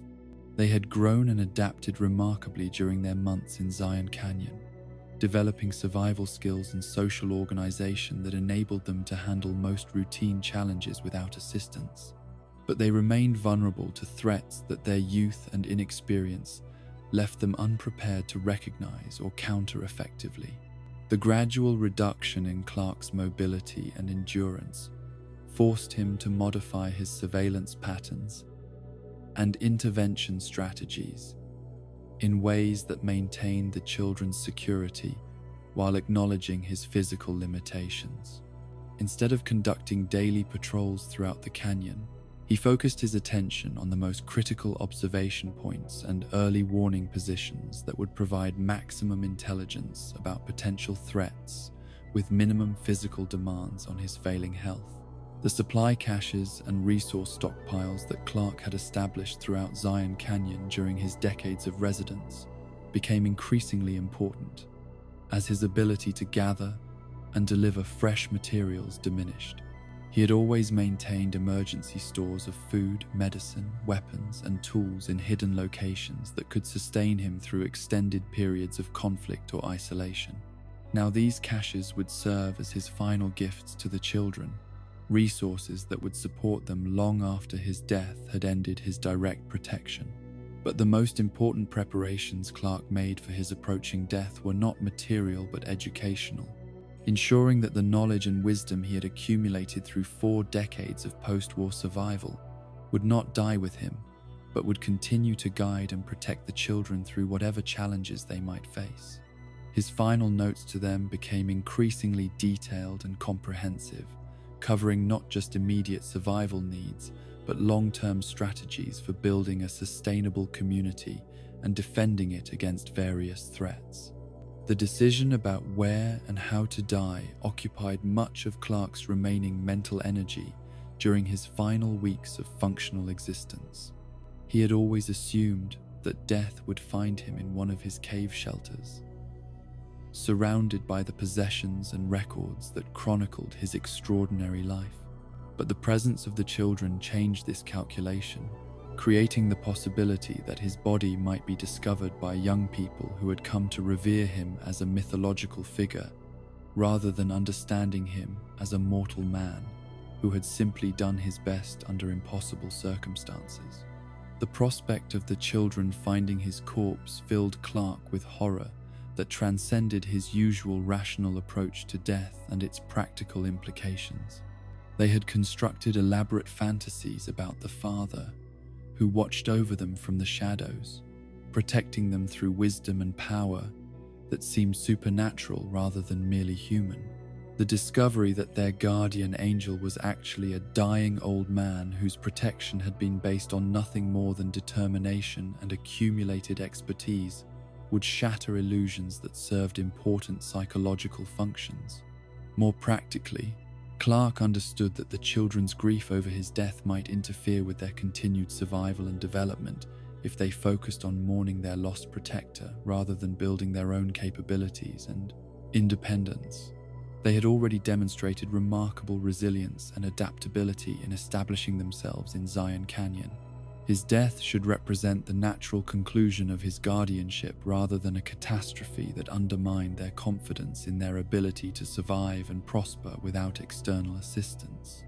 The location that Clark selected for his final rest demonstrated the same careful planning and strategic thinking that had characterized his approach to every major decision throughout his post-war existence. Red Gate, an elevated position near the canyon's northern entrance, offered panoramic views of the entire area while remaining far enough from the children's usual activities to ensure that his body would not be discovered accidentally during their normal routines. The mound near Red Gate had served as one of Clark's primary observation posts during his years of anonymous guardianship, providing excellent sightlines for surveillance while offering natural concealment from detection by those he was watching. It seemed appropriate that his final act of protection would be conducted from the same location where he had spent countless hours ensuring the children's safety and welfare. The climb to Red Gate represented one of the most physically demanding challenges Clark had attempted in months, requiring frequent rests and careful management of his breathing to prevent coughing fits that might cause him to lose his balance on the narrow trail that led to the summit. Each step upward required conscious effort and determination, his failing body protesting against demands that had once been effortless but now pushed him beyond the limits of his remaining strength. But Clark's motivation for reaching his chosen death site transcended mere personal preference about where he wanted his life to end. The elevation and exposure of Redgate would ensure that his remains would be quickly processed by the desert's ecosystem of scavengers and decomposers, leaving no trace that might disturb the children if they eventually explored the area. His bones would bleach and scatter in the sun and wind, returning to the earth that had sustained him through decades of survival, without creating memorials that might become sources of unhealthy obsession or grief. The supplies that Clark carried with him on his final journey were minimal, reduced to the bare necessities required for a comfortable death rather than continued survival. A water bottle to ease his thirst during his last hours, a blanket to provide warmth during the cold desert night, and his journal for any final thoughts that might seem worth recording. Everything else he left behind in his caves for the children to discover when they eventually explored his former hiding places. The evening that Clark selected for his death was clear and cold, with stars beginning to appear in the darkening sky as the sun disappeared behind the canyon's western rim. The temperature would drop below freezing before morning, ensuring that his final sleep would be gentle and dreamless, his body's failing heat regulation systems overwhelmed by cold that would end his suffering without violence or extended agony. As Clark arranged his blanket on the rocky ground and settled himself into position for his final rest, he found his thoughts turning not to regret or fear, but to gratitude for the extraordinary life he had been privileged to experience. 71 years of existence had encompassed experiences that few humans had ever witnessed: the end of one world and the beginning of another, the collapse of civilization, and the first tentative steps toward its renewal. The worst and best of human nature, revealed through circumstances that stripped away all pretense and social convention. The view from Redgate encompassed the entire canyon that had served as Clark's home for over 3 decades, its familiar landmarks visible in the starlight that gradually replaced the fading sunset. Below him, the children were presumably settling in for another night in their temporary shelters, secure in their belief that the Father watched over them from the shadows, protecting them from dangers they could not see or imagine. Their trust in his protection had been justified throughout their time in Zion Canyon, and it would continue to be honored through the resources and knowledge he was leaving for them. Clark's breathing, which had been labored and painful throughout his climb to Redgate, began to ease as the cold air numbed his chest and the stillness of the desert night provided relief from the activities that normally triggered his coughing fits. For the first time in months, he felt relatively comfortable, his pain reduced to manageable levels by the combination of cold temperatures and the peaceful environment that surrounded him. The stars that emerged one by one in the desert sky seemed unusually bright and clear, unmarred by the atmospheric pollution that had characterized pre-war nights when artificial lighting interfered with astronomical observation.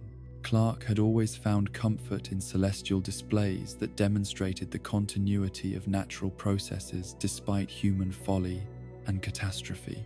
The same constellations that had guided ancient travelers continued to wheel through their eternal cycles, indifferent to the rise and fall of civilizations, but offering stability and beauty to any conscious being capable of appreciating their magnificence. Clark's thoughts during his final conscious hours ranged freely across the decades of his extraordinary life, touching on moments of joy and sorrow, triumph and failure, love and loss that had shaped his character and determined his choices. The memories came without chronological organization, mixing scenes from his pre-war childhood with images from his recent guardianship of the children, creating a mental collage that seemed to capture the essential themes and experiences that had defined his existence. His first family appeared frequently in these final reflections. Charlotte's laugh during their early married years, Alex's excitement at Christmas mornings, the domestic happiness that had been destroyed so completely by the Great War. But these memories no longer carried the crushing weight of guilt and regret that had tormented Clark throughout his early post-war years. Time and acceptance had transformed them from sources of pain into treasured reminders of love that had been real and meaningful, despite its tragic conclusion. Sylvie and Michael occupied similar space in Clark's dying thoughts, their brief presence in his life remembered with tenderness rather than anguish. The love he had felt for them and the joy he had experienced during their time together remained valid and precious, despite the sorrow that had followed their deaths. Their memory had enriched his existence rather than diminishing it, providing him with experiences of intimacy and connection that had made his solitary years more bearable. But increasingly, Clark found his attention drawn to the children who slept peacefully in the canyon below, the young people who had brought purpose and meaning to his final months, while demonstrating that hope and innocence could survive even the worst catastrophes that human folly could create. Their laughter had awakened emotions in him that he had thought permanently buried. Their resilience had inspired him to find strength he had not known he possessed, and their trust in his protection had given him reason to continue fighting against death long enough to ensure their security. The individual personalities of the 24 children had become as familiar to Clark as those of his own family had once been, each young person representing unique talents and characteristics that would contribute to their community's future development. He thought of the natural leaders who would guide their group through future challenges, the creative minds who would preserve and develop culture and knowledge, the practical workers who would provide the goods and services that sustained civilized life. Clark's final written entry, scratched painfully in his journal by starlight with hands that shook from cold and weakness, was brief but comprehensive, attempting to capture the essential lessons of his extraordinary life in terms that might someday prove useful to the children or any other survivors who discovered his records. He wrote about the importance of protecting innocence, the value of knowledge and learning, the necessity of cooperation and mutual support in rebuilding civilization from the ashes of the old world. But more than specific advice or practical instruction, Clark's final words expressed his profound satisfaction with the way his life had concluded, his gratitude for having been given the opportunity to serve as guardian and protector for young people who represented humanity's best hope for recovery from the devastation of war.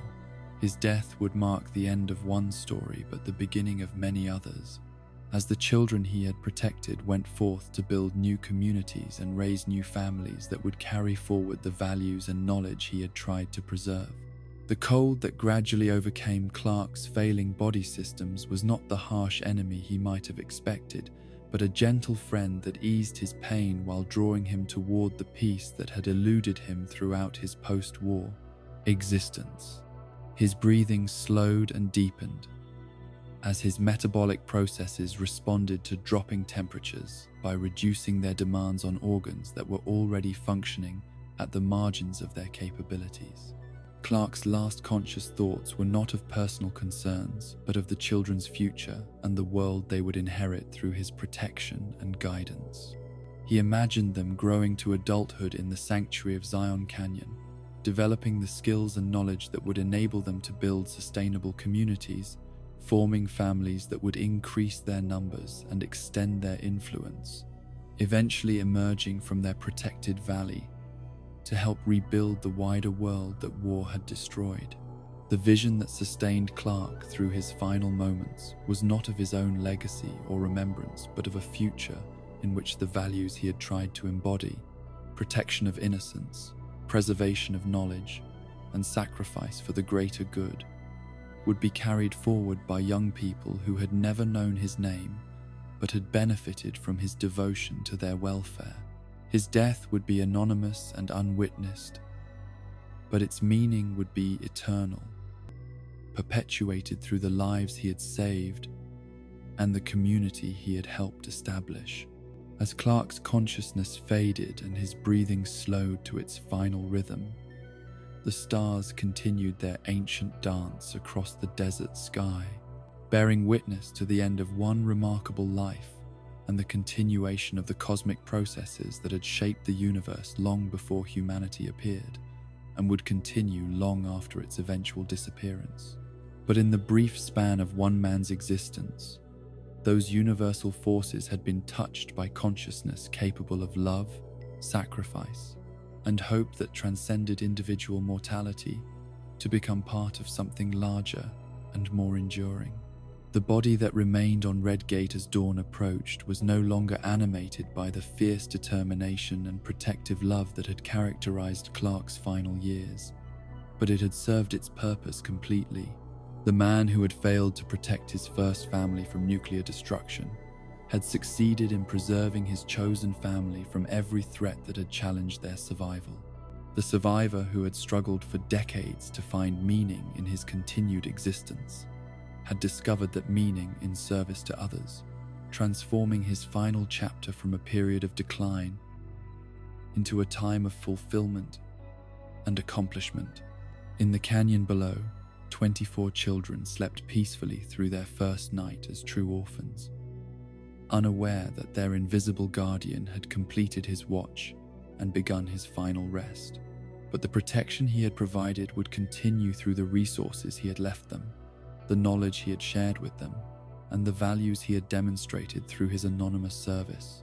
The father in the cave had become eternal, his legend destined to grow and inspire long after his mortal form had returned to the desert that had sheltered him through his extraordinary vigil in the post-war world. The sun that rose over Zion Canyon on Clark's first day of death illuminated a sanctuary that remained secure, children who remained protected, and a future that remained bright with possibility because one man had chosen duty over comfort, service over selfishness, and love over fear throughout the final decades of his remarkable life. His story had ended, but the stories of those he had saved were just beginning, carrying forward his legacy into a tomorrow that he would never see but had helped to make possible through his tireless devotion to protecting innocence in a world that desperately needed guardians, willing to sacrifice everything for the Kendiv, welfare of others. And so ended the long watch of Randall Dean Clark, the survivalist, the father in the cave. His body surrendered to the desert wind beneath stars that had witnessed 71 years of extraordinary existence, 37 of them spent in solitary vigil over a sanctuary that had become both his prison and his paradise.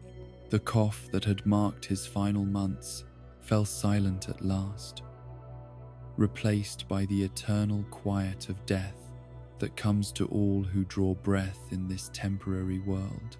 But his legend lived on in the children he had protected, in the caches of supplies he had scattered through Zion's hidden places, in the notes that became scripture to those who would call themselves the Sorrows in honor of all they had endured.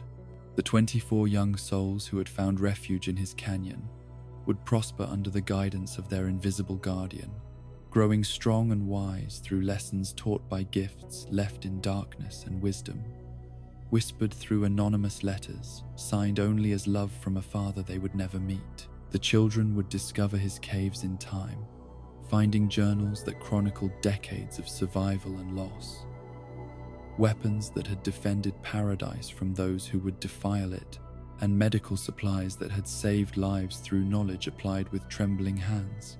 They would learn that their mythical protector had been mortal after all, a broken man made whole through service to innocence who had given his suffering meaning and transformed his isolation into purpose.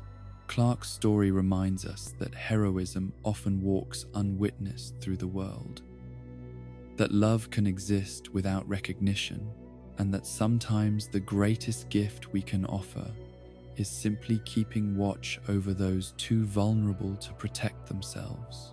In the quiet canyons of Zion, where red rocks hold secrets older than civilization, the Father's vigil continues in every act of protection, every choice to preserve rather than destroy, every moment when someone chooses to guard what is precious against those who would take it away.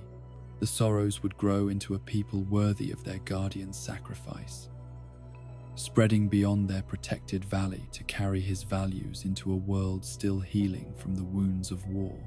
They would remember him not as the damaged veteran who had fled from his failures, but as the guardian angel who had watched over them through their most vulnerable years, ensuring their survival when they could not ensure it themselves. Rest now, wanderer, and dream of starlit vigils kept by those who love what they can never truly possess. Sleep peacefully, knowing that somewhere in the wasteland, someone keeps watch over innocence, standing guard between the darkness and the light.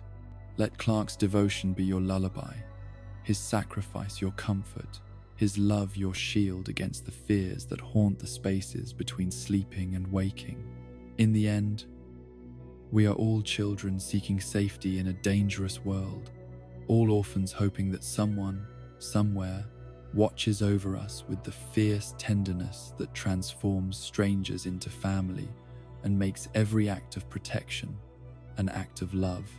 The Father in the cave stands eternal guard, so that we may rest, his vigil, our peace, his love, our hope for tomorrow. The survivalist's watch is ended, but the watching continues, passed from one guardian to the next, in an unbroken chain of love and sacrifice that stretches across time like starlight, connecting past and future in the endless dance of protection and care. Sweet dreams, child of the wasteland. The Father watches still,